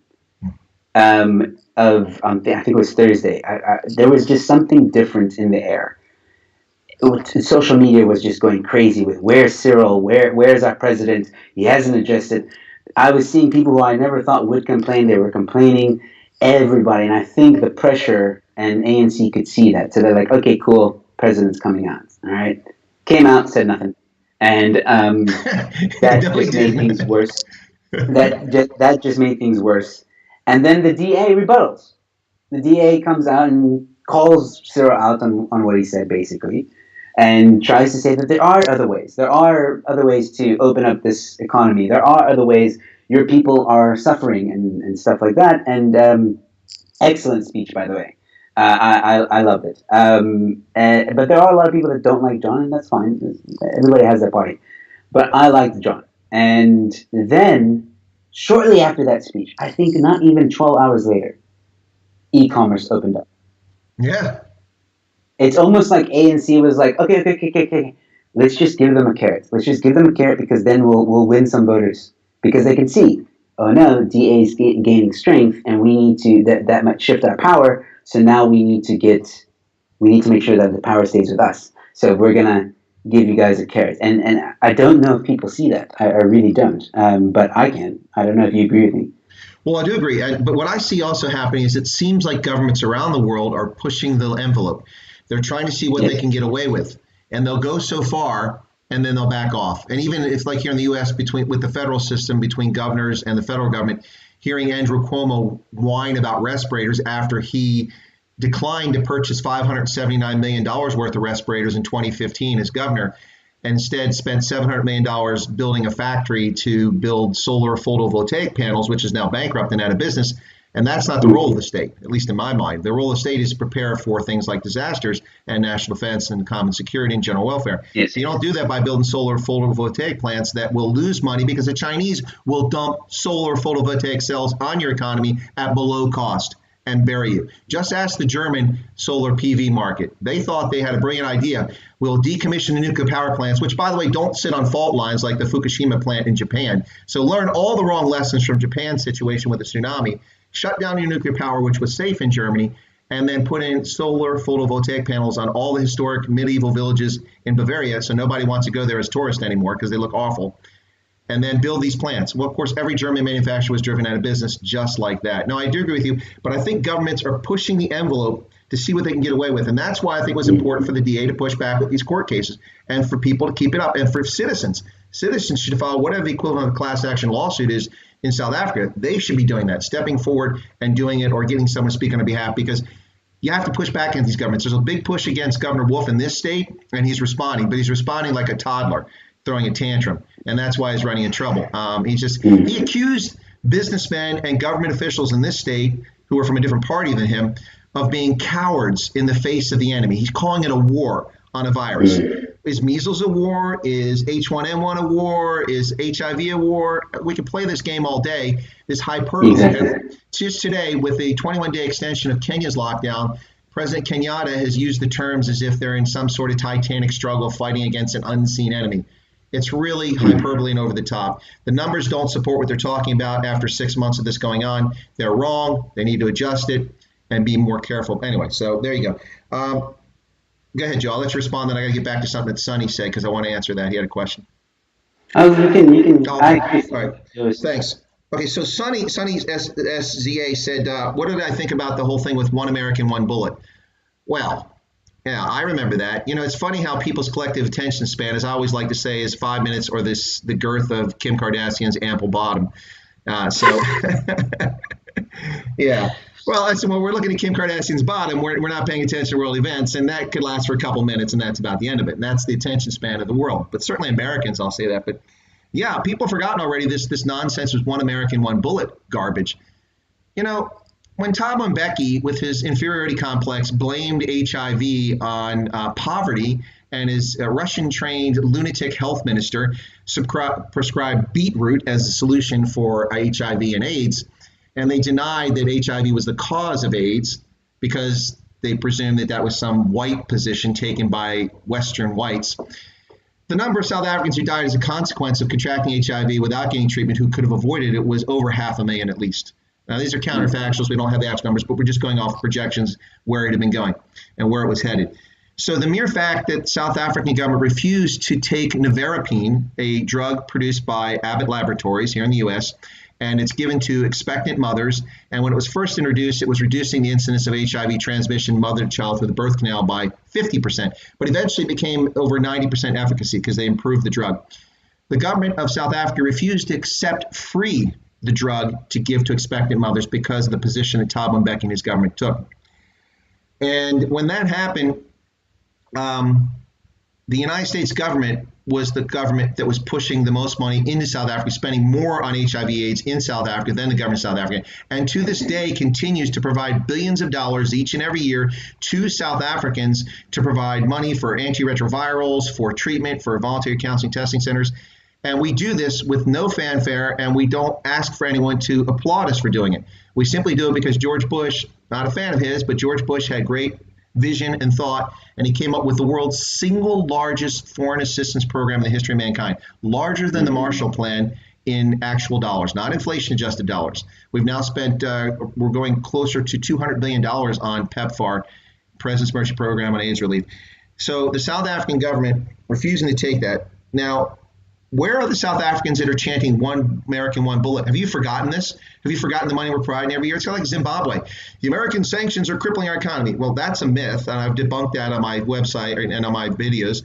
Recently, I did a video on debunking the Zimbabwe sanctions. But do people not realize that the Americans are the ones feeding Zimbabweans?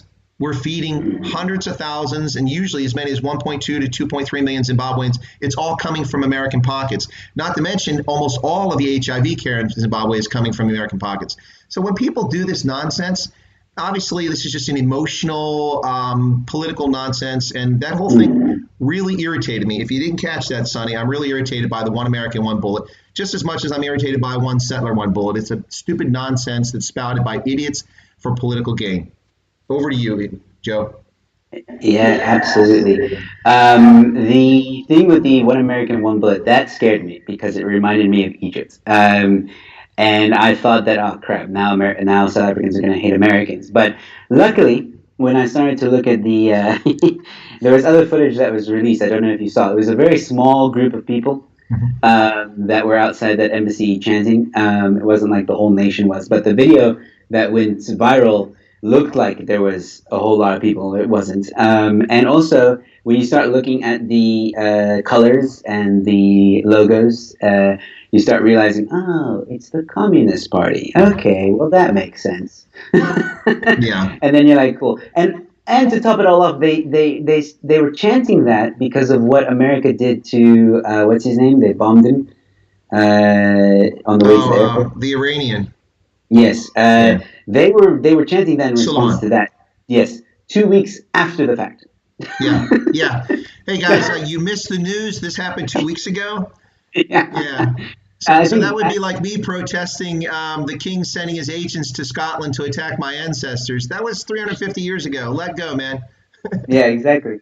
I think what it's not that we forgot. It's just that we could see past the what are you trying? You're trying to like ride this wave of like whatever it is. Like the whole world was not the whole world, but a lot of people were upset with the Americans that because of that, and we got over it very quickly.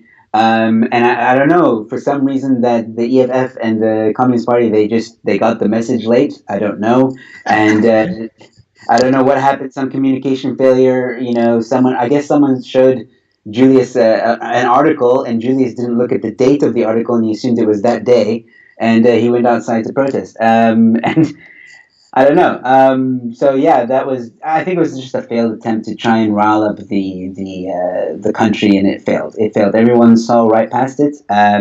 It did get a lot of media attention to some degree, but yeah, it was an epic fail, and I don't think people have forgotten about it. I just think we were like, we're worried about other things right now. I think that's the big thing right now is that we're I can feel a shift in South Africa, and I don't know if your viewers will agree with me. For those that are in South Africa, there is a shift. There is a very intense feeling of anger and frustration. We're losing patience. We're not seeing. Uh, like for example, I've seen how maybe a week ago the international media were praising Ramaphosa. Like, Yeah. oh, he's doing so good. This is how he's setting an example for Africa. And I'm sitting here thinking, like, do you guys not like? Obviously, it's mainstream media, so they're gonna lie. But I mean, it's infuriating because it's like people are dying, people are Yeah. rioting, people are upset, people are queuing because they don't have any food. SASA grants are 350 rand.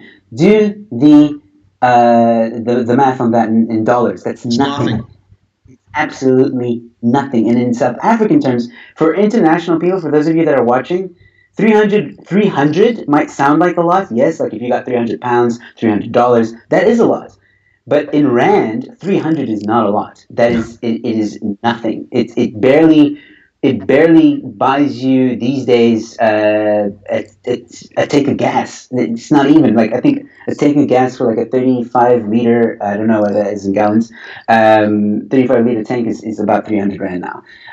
Just one tank. You can go to the shops and maybe get I don't know milk, bread, eggs. You can maybe get maybe five other items depending on the price. But I mean, prices of any item range between 20 rand to 50 rand. Like that's the average for any item. That's the average. Coke, for example, is like 20 rand. Well, I mean, that 300 rand is not even 20 bucks US. I mean, that's there you go. There that's you go. nothing. No, That it's doesn't it's pay. ridiculous joke, and all it's done is build more dependency on the government, which is, I think, part of the objective here. No, I Of think course. you're right. I think there's a shift coming. I think the two big losers in this, based on their actions at the end of the day, for a number of reasons, are ultimately going to be the ANC and the Chinese government. The Communist Party in Yes. Beijing is going to suffer because there's a massive backlash around the globe about their opaque behavior, their holding back of information, their dishonesty about this, and the fact that many countries are so vulnerable in their supply chain or their finished goods that are coming from China by allowing production to be outsourced. I'm talking about developing countries, but also developing countries that don't have that production. So people are too dependent. China's going to suffer backlash. And if there's legitimate elections in 2021 at the municipal level for South Africa, I predict that Cape Town, Nelson Mandela Bay, Johannesburg, and Tshwane will all fall under majority DA rule, and they will challenge the ANC in Bloemfontein. They won't even come close to winning, but they'll cut the ANC's margin in Bloemfontein and Durban, which are historically overwhelmingly for the ANC. I think a lot of people are really upset. A lot of people are wondering what the EFF will do. I think they've plateaued. I don't think they're going anywhere. We'll see what will happen there. Now, the EFF there's a lot of people saying that there's going to be a coalition between them. And at the moment, they're sitting pretty because there is this, I want to call it a rumor. Some people do, I think they might, when I say, I got to be careful when I say majority. But I think who's a lot this majority of people, you speak of, Joe? Yeah. Who is this majority? I want names. Give me a list. I'm from the South African Broadcasting Corporation, and I want names. Wait. I have to make the right face. Wait. Okay, yeah. Yeah. Listen, you petty socialist. Hey. I identify as a petty socialist, but you can't call me that. Look, I think the EFF they're sitting pretty because of what's happening now with the ban on cigarettes. There's this whole thing that's in the background of, NDZ is benefiting from that, and so is the EFF and all that stuff. So they're kind of just on the sidelines, and it's affecting them because I'm seeing a lot of African black people that are really upset with the EFF. I've seen it on Twitter where they're like, I don't know, the other day one of the EFF MPs tweeted something, I can't remember what he said, and all I remember is the comment saying like, oh, but what are you doing? You're doing nothing, like you're just sitting there, you haven't made any action, you haven't done any lawsuits, nothing. I'm never voting for the EFF ever again. Okay, cool. Yeah, no, I got you there. So there's a couple points here, and I think they're both from Heinrich. So let me address these. The first one quickly, and then we'll talk a little more elaborate about the second point. Heinrich Becker said that we were talking about the food, the U.S. feeding Zimbabweans. The problem there is that ZANU-PF centralizes the food collection, and they distribute it. So it's ZANU-PF that looks like the heroes when the food's delivered. He's right. That's true.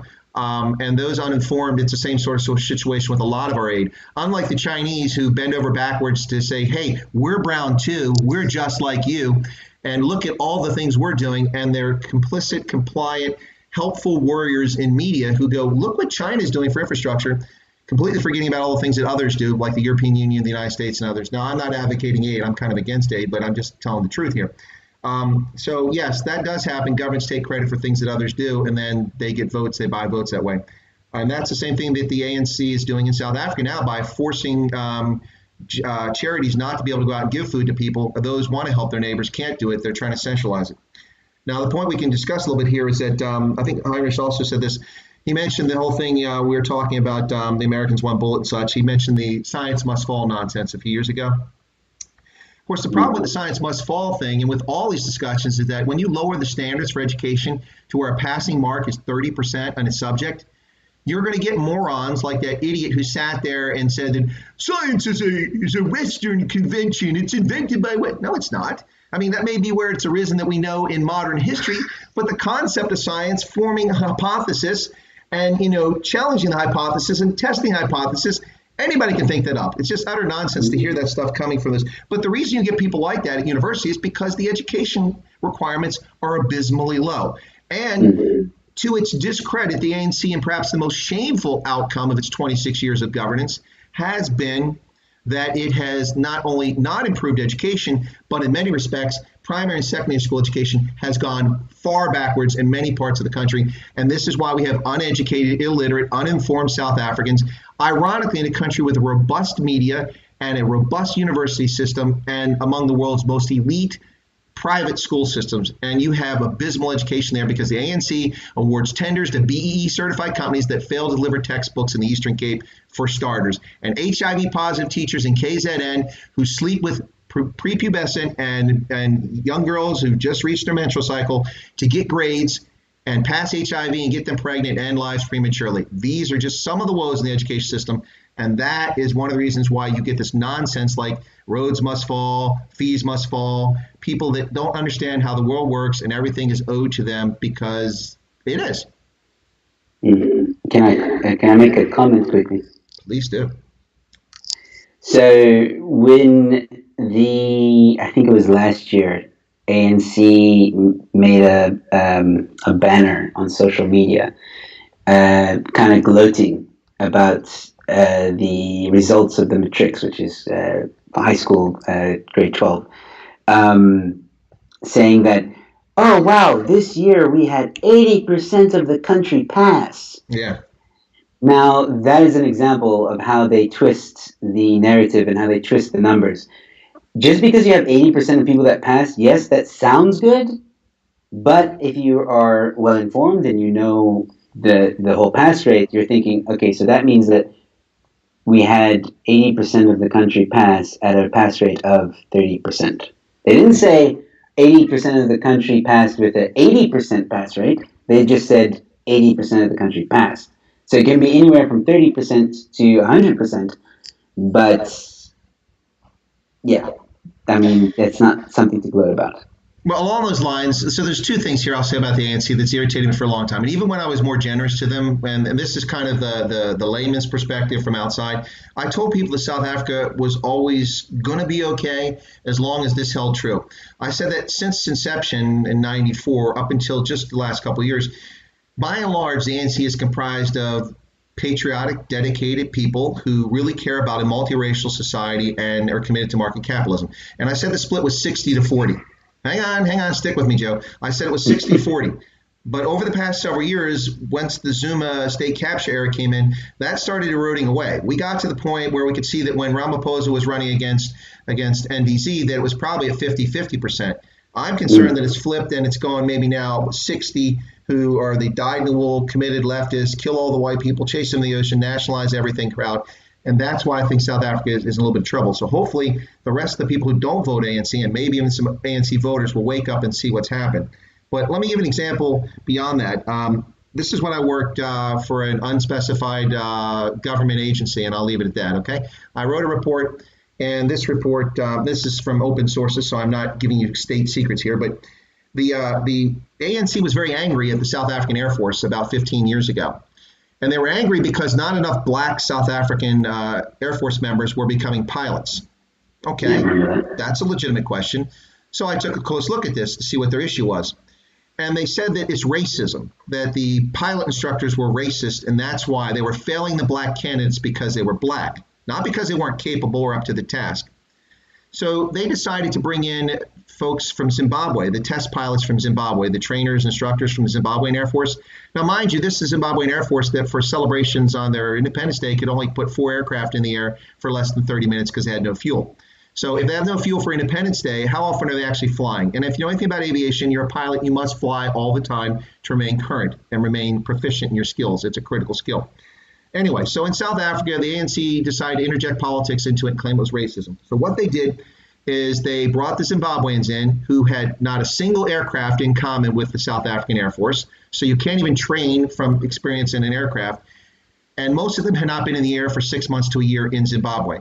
So that all they could possibly teach Zimbabwean or South African pilot candidates was fundamentals of aviation and flight. That's it. But they trained them. And then those pilots go out and what do? Famously landed a Gripen without extending the landing gear and, basically surfing across the runway and killing a pilot, destroying a Gripen, which cost $25, $30 million a piece. Yes, that's correct. And also another pilot who didn't extend his landing gear on a prop job and crashed that as it tumbled across the runway because they weren't prepared. Now, here's the problem with all of this. Historically, the South African Air Force has one of the toughest pilot qualification programs of any Air Force on the planet. Historically, when it was all whites, they failed 78% of the candidates. 78%. Historically, throughout its history since the 1920s and 30s. So if they're failing 78% of white candidates, what's the beef if 75% of black candidates are failing? They're simply holding everyone to a standard. The ANC doesn't want to hold people to standards. And the other piece, last one, I'll let you get in here, Joe, is that when the ANC was being lauded because they're so egalitarian, half of their MPs are women. Okay, how many of those women are actually competent and qualified to be members of parliament? Or how many of them are there simply because they've been picked? I don't care if you have 90% women or 50% women. I want 50% that are qualified, not 10% that are qualified. And the ANC doesn't always put qualified women or men, for that matter, in positions. So crowing about your egalitarianism and how you're equal is utter nonsense. And I mention this because when Helen Zille was the premier of the Western Cape and she picked an all-male cabinet, she was called a whore and all nasty sorts of things by the ANC, by members of parliament. They used the speech and they weren't prosecuted, which, by the way, is prosecutable under South African law. Just ask Penny Sparrow and Vicky Momberg. Anyway, so that was a long rant again, Joe. Hey, tell us something funny, man. Say something funny before I lose everybody. Say something funny. I don't work for free, Chris. You're getting airtime, man. Don't be greedy. That was it. That was something funny. I don't know. If you want to see something funny, go on my channel. There you I go. can't. I definitely do put a lot of funny stuff out as much as possible. I actually had a video about what you were talking about now, which was the ministers and education. You can see how they've been picked, and I mean, we had one minister say that we have 10 provinces in South Africa. I mean, I made a video saying like it's 10. not a, Is it's that like not the about is that like the 56 states in the U.S.? yeah. Quoting Barack Obama. Exactly. I mean, if you're going to be someone in power, if you're going to be a minister, you're going to be a president, that's just basic, knowledge. If you don't know that, then we're in serious shit. And yeah, so I made a whole rant on that. And going back to the whole education thing, people are just weird, man. Like they want this whole 30% thing really annoys me because I've always said people sometimes when I'm talking to friends and stuff they're like, yeah, but Joe, like ANC and South Africa is so messed up. What would you do? What would you do? And I've always said education. If you can fix the education, you can fix the country. It's as simple as that because education gives people the power, the knowledge, the skills, and then we work from there. And there's no one, you teach them how to work hard, you teach them how to have goals, you teach them how to self improve all the time. And that's why there are high marks. If you want to be good in life, you need to be good at what you do. And if you're not good at what you do, you're not going to be employed. You're not going to be desired. It's as simple as that. Whether it's grades, whether it's in your work, whether it's in your relationships or whatever it is you do, you need to be good at what you do. There's a lot of this 30% thing has created a lot of woke entitled entitled Yeah. brats, for lack of a better word. And they just give me, give me, give me, give me. Oh, I want a job. Oh, I want this. Okay, but what are your qualifications? Then you have this SARS lady. I don't know. I forget where she is. She's supposed to be the IT something in IT, like the big mama in IT, and I don't know what happened there. And she can barely string words together. She says things like, "Man, can you protect me from yourself?"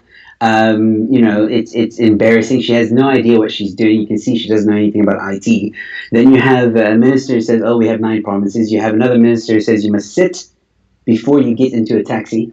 Now the argument there is, "Oh, but English is not their first language."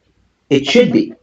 I mean, okay, maybe not their first language, but they should know how to speak English, because that's a problem, and that's what happens with the education system. Like you're breeding these people that think they're entitled because they didn't have to work hard to get what they desired, so they don't value anything.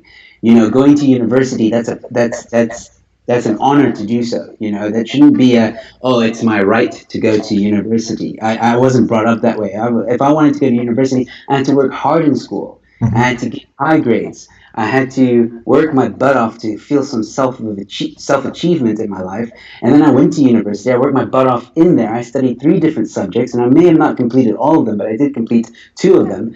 And I worked my butt off when I was doing what I wanted to do, which was theater. I studied theater, and I was graduating. I graduated top 3 in my class, and I worked my butt off.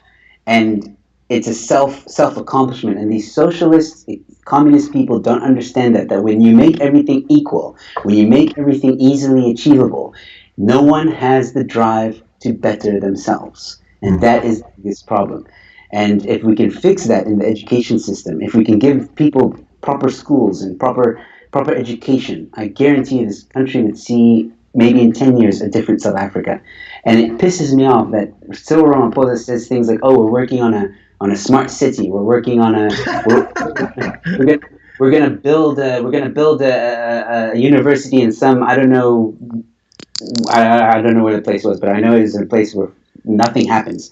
And the ministers go like, "Yeah," because they know they're going to get some piece of the pie. That's the only reason, and it's going to take. He says, "Oh, it's going to be ready in 2-3 years." No, it's not. When was the last time you were in Cape Town? About 4 years ago, actually. 4 years. Okay. You obviously went to the Cape Town CBD, right? Yeah, of course, yeah. Yeah. So do you know you know that bridge that has just never been completed? Still not completed. Still not completed. Why would it be? Yeah, exactly. And that to me is a symbol of ANC. Yeah. That to me is a daunting, horrific symbol of the ANC. People are upset with roads and tear down the Statue of Rhodes. Tear down that bridge, because that's an example of what this government gives a damn about you. They don't. They just don't. They want your money, and they want to squeeze you for every cent you have, and they're going to keep on doing it, and they're going to keep on getting away with it until we stand up as a country, as a nation, and remember that we as human beings, as people, used to fight for our liberties. There Yeah. are X stories. You, sir, yourself know that you joined the army to fight for rights, to protect your fellow Americans. You did the job with integrity, honesty, loyalty. And those are the pillars of just of a moral compass that is right and righteous, and how everybody should be. It's not about color. It's not about skin. It's just about protecting our fellow human beings. And we must stop just fixating on the past and using it as a weapon. We can learn from it for sure. I encourage that we have to better ourselves. But using the same narrative flip flopped is not going to help anyone. Fighting racism with racism is not going to help anyone. And it's just super frustrating to me. Sorry, I went on a huge rant there. No. It's you said fighting racism with racism. So you're fighting racism. What's your weapon? Racism. Yeah. So yeah. So Joe, you just said some very nice things, very complimentary to me. Thank you for that. So I almost feel guilty with what I'm about to say, but I'm going to do it anyway. So you did very well in school. It sounds like you had a good school experience in theater. You were, I said, near the top of your class. But you've yet to highlight our comedy club appearance in Cape Town, if I'm not mistaken, right? Yeah, just like politics, there's politics in comedy. You rub your shoulders with the right person, you might get somewhere, you don't. I look. Cape Town Comedy Club is its own. You know what it's like? I actually got a perfect example. You know how Ronaldo always says that YouTube doesn't push his stuff out? Yeah. Like YouTube is like against his content or whatever, right? So like YouTube is like telling him like, no, your content's not good enough. We're not going to push it out. It's the same for me with Cape Town Comedy Club. They don't think my content is good enough to be pushed out, so they don't give me that stage time. Maybe I still have to prove myself or create a bit of demand in my name, and then they'll put me up. Which is I don't have any I'm not like, when I hear that, I'm not like, oh, but it's because I'm American, or it's because I'm brown, or it's because you're racist or whatever, or anything like that. I'm like, okay, cool, no, that's fine. You're telling me I need to work harder, I'll work harder. Boom, done, let's do it. Well, it's not to pick on Ronaldo, but I really don't think it's he has issues with YouTube, and I think all YouTubers have issues with YouTube. It's still a developing platform, and now it belongs to Alphabet or Google, so that's another challenge. But I think the real issue here is that while we look at Ronaldo and he has a lot of subscribers, 88,000, that's impressive. That's nothing, man. I mean, Uganda. I did a story last night on the top 25 YouTubers. All of them have over 100,000 or thereabouts. The top guy in Uganda is Eddie Kenzo with over 1.3 million subscribers or something like that. That is what YouTube pays attention to. Also in Uganda, they take 45% of the cut, not 30% like they do in South Africa. So so they're taking a lot of money out of the pockets of Africans, and they take a big percentage here too. But the point is that YouTube is paying attention to what's generating money for them, and while Ronaldo does generate money for them, it's stripper cash. It's the cheap, seedy stripper club in the Cape Flats, not the one in the upscale neighborhoods in Stellenbosch. Okay, so when you get people tossing hundreds and fifties instead of R2 or 10 rand, then you get YouTube's attention. And when Ronaldo peaks over 100,000 and keeps going beyond that, maybe he'll start to get their attention. I don't know if YouTube really takes a close look at how markets are for them. And I don't know in the South Africa scheme how large 88,000 is for subscribers. But I do know the size Ugandan market, and that's a much smaller country, 34 million people. And they got a guy with over 1 million YouTubers, and they have the comedian there, or musician who's second. She has 977,000 subscribers. And these aren't just subscribers. These guys have hundreds of millions of hours of viewing. Eddie Kenzo has 287 million hours of viewing in 2019. That's insane. That's That is insane. insane. That's a lot of stuff. So I think that's part of what's going on there. But hey, Blues Pixie had a comment. So did Vihan. Let me throw these in real quick. So Blues Pixie, I think said the funniest thing that I've heard tonight from either of us or from the comments, and that's that. And she's just echoing what was said at the Science Must Fall. We want African math. I think that's the funniest thing yet. That's hilarious. Yeah. What is African man? Yeah. I've I heard don't that a know. lot. Is it Common Core? I don't know. We got Common Core here in America, and kids can't add and subtract. It's a nightmare. And then Vihan said taking away the 350 rand is going to be a problem. Well, I don't think 350 rand is ever going to go away before the elections, certainly in 2021. The ANC is not that stupid. They're not going to hand out 350 rand to people who have no money and then months before an election take it away because then they'll be blamed for it. It's an That was unfair it. blame, but yeah. So it's not that 350 is here to stay, even though the ANC has no money to pay for it, no money. Yeah. So if they get expropriation without compensation passed, watch your bank accounts and your pension funds and see assets start disappearing because expropriation under the Constitution, Section 25 today, you can take assets, which are not simply property, physical property like land, but also money and resources, even your cars if they want, but they have to pay you for it today. If they get it without compensation, then they can just take stuff and they don't even have to justify it. What are you going to do? You're going to tell the UN? Good luck. Which is communism 101. Yeah, it is. Christoph just said that in the U.S., the big guys like Tim Dodd have over 500,000. Others do well around 100,000. Yeah, well, I think 100,000 is kind of the key point when it comes to YouTube paying attention to you. Now, there are exceptions. I saw a YouTuber who has like 2 or 3 million subscribers, a guy that does things on how to use YouTube. Years ago, about 10 years ago, he did a video and someone at YouTube saw it, and he only had a few thousand subscribers. And they contacted him and said, hey, do you mind if we promote your content? Well, boom, he was at the top of every search. Every time somebody wanted to learn about YouTube, he was there. Suddenly, he's got millions of subscribers. So that's how you catch fire. Or you catch fire the way that people are doing the ecosphere in South Africa right now by Ronaldo promoting other local content, promoting me and Roman and Germ and now Joe, and you get this going around, and Laura Fry. You kind of get people get traction. People go and check it out. If they like it, they hang around. If they don't, foot sec, I'm out of here. I'm hot full. I've had enough of this. That's true. That's very true. So Joe, what's next on the agenda for you? I mean, do you have an agent or you do your own bookings? You got something coming up when coronavirus ends in 2037? Do you have something planned? 2037. Yeah. No, you know what? There's no diary yet with the 2037 calendar. So at the moment, no. I've got nothing. Hopefully, I'll film my one-man show when this is all over. But I don't know. I honestly, all the comedians are talking and saying that, guys, we must just accept the fact that we're probably only going to see comedy on stage again next year. Earliest next year. That is sad. That is really sad. Yeah, we'll be lucky if it's in November or December. We'll be very lucky. Like a lot of the guys think, no, November, December, we'll be back on stage. I'm hopeful, but at the same time, I'm kind of a realist, and I'm like, if it happens in November or December, awesome. But I wouldn't be surprised if it happens maybe February, April next year, because there was this meeting with the tourism, I don't know, ministers or I don't know, some people in tourism, and they had not a graph, but like a table, and it showed that they expect to only be on level 1 by next year, April, which was very daunting. This is a real thing. So they did mention, though, that it was a projection and it could change, but that's what they're working with right now. So if we work on that, there you go.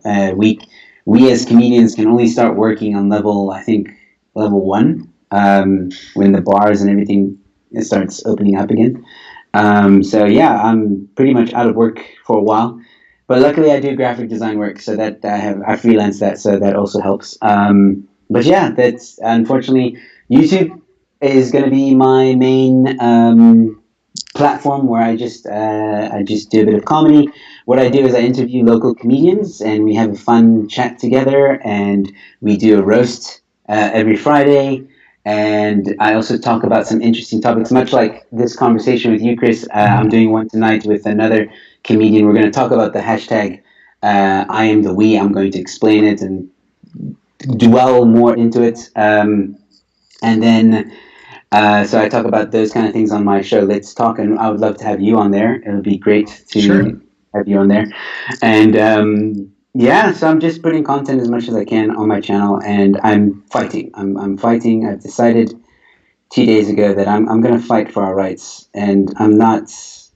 Don't come to me with racism because I will shut it down. I am fighting for every single South African that is struggling, that is scared, that is worried, that might be kicked out of their house because they can't pay due to their rent because of the pandemic. I am fighting for every single South African that lines up in a queue when they're not supposed to get food.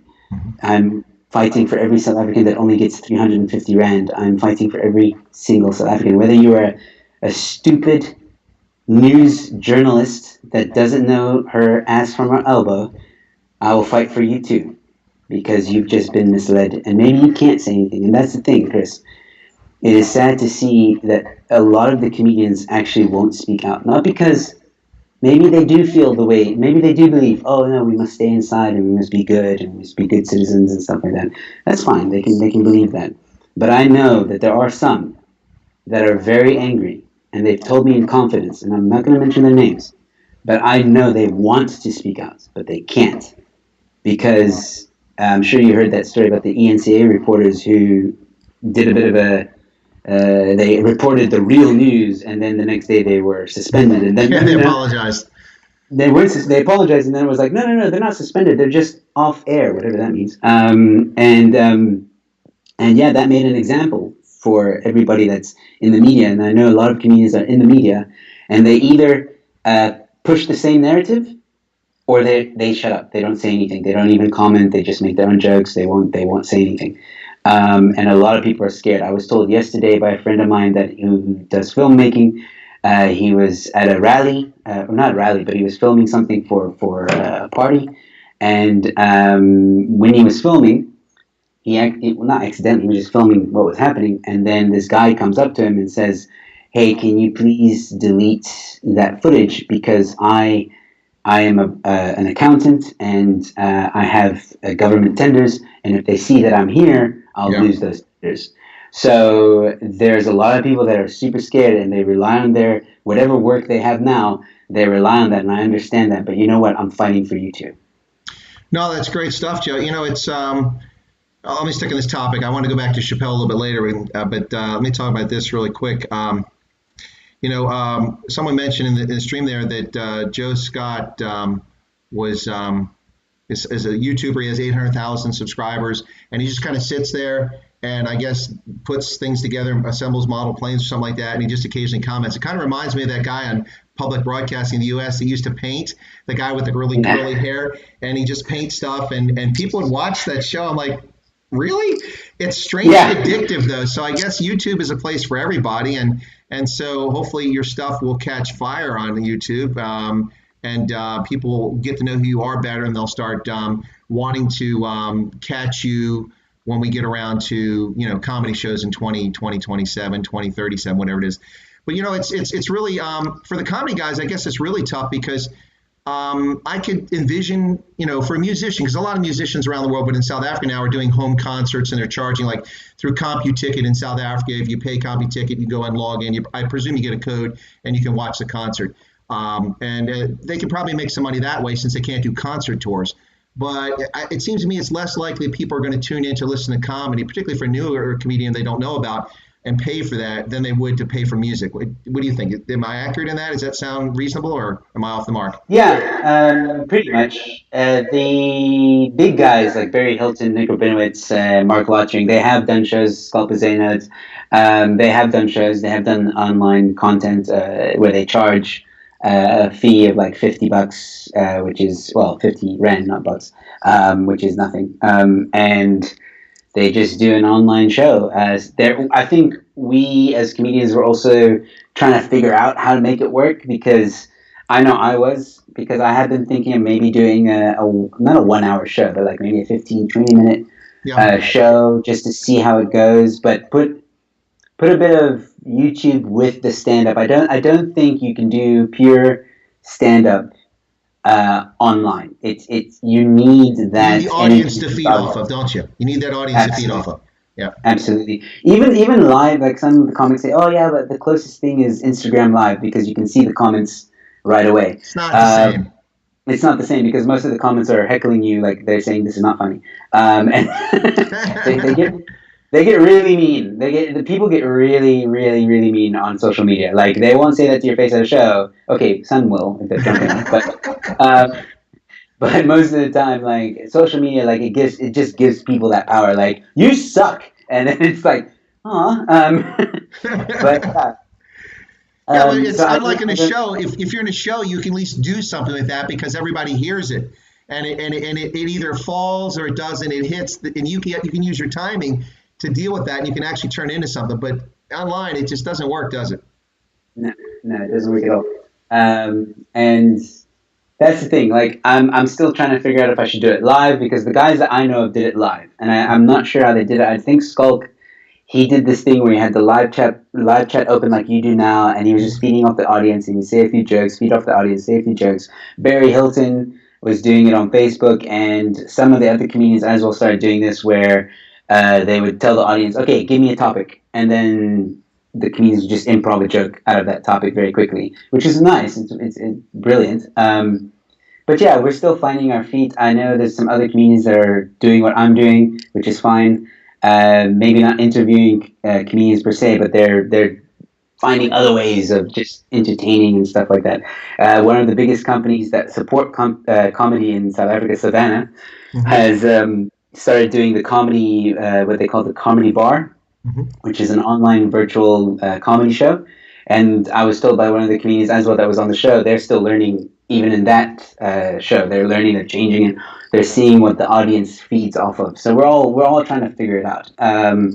But yeah, we miss the stage. If there's anything I can say, we miss the. You know what we miss? I think we miss. I mean, I'm speaking on I'm speaking personally here. Yeah. I miss the stage so much that if Cyril Ramaphosa was to say, okay, guys, tomorrow you guys can go out, you can go to a mall, you can do whatever, uh, whatever the case, and then and let's just say it was after payday, like the day after payday, all right. So all the malls are busy, like it's just how it is. Okay, people go out, they do their thing, they do their shopping, and I would go to one of the busiest malls we have, which is Canal Walk after payday, and I would go to every single shop, and I would stand in those long queues and perform, and then Yeah. move, and find another queue, perform, and move, and find another queue and perform. That's how much I miss the city. I wouldn't care. I Yeah. wouldn't. I really wouldn't care. Well, that would be pretty cool. I think folks would enjoy that, man. That'd be awesome. But no, the reason I asked the question of you, Joe, is I think it's like I said, for music, very different. So when I became aware of Giselle, and I wrote to her profile, and it turned out it was her manager who runs that, and he got in touch with me. He was just amazed that an American listens to Afrikaans music and speaks Afrikaans, and would find her music interesting. We talked quite a bit. And then he approached me and said Giselle would like to use my channel to stream her album debut because she couldn't do the concert tour, and they decided to go ahead and push forward with it. I mean, for musicians, if they do the background, the videos, the music, it's almost like you're watching it on television or you're actually at a concert. And her concert was brilliant, but it's a real handicap for you guys because they can fuel off of the music itself and hit the timing and everything. And it's very difficult when you tell a joke and there's no audience. It's almost like you were hilariously funny, but in your mind, it's like it fell flat, right? Because you're not hearing Yeah, response. Yeah. exactly. We feed off that response. I think that's why the roast shows that I do are people are enjoying it a lot. Yeah, it's I'm pretty cool. finding I that saw that. I that's like it. Yeah, because it's a group of comedians that are feeding off each other rather than the audience. So when the one comic is roasting another, there's still someone laughing, so you don't feel completely isolated and alone and like, oh my word, that didn't work. And then I pop up the comments that show people are enjoying it. But yeah, like if you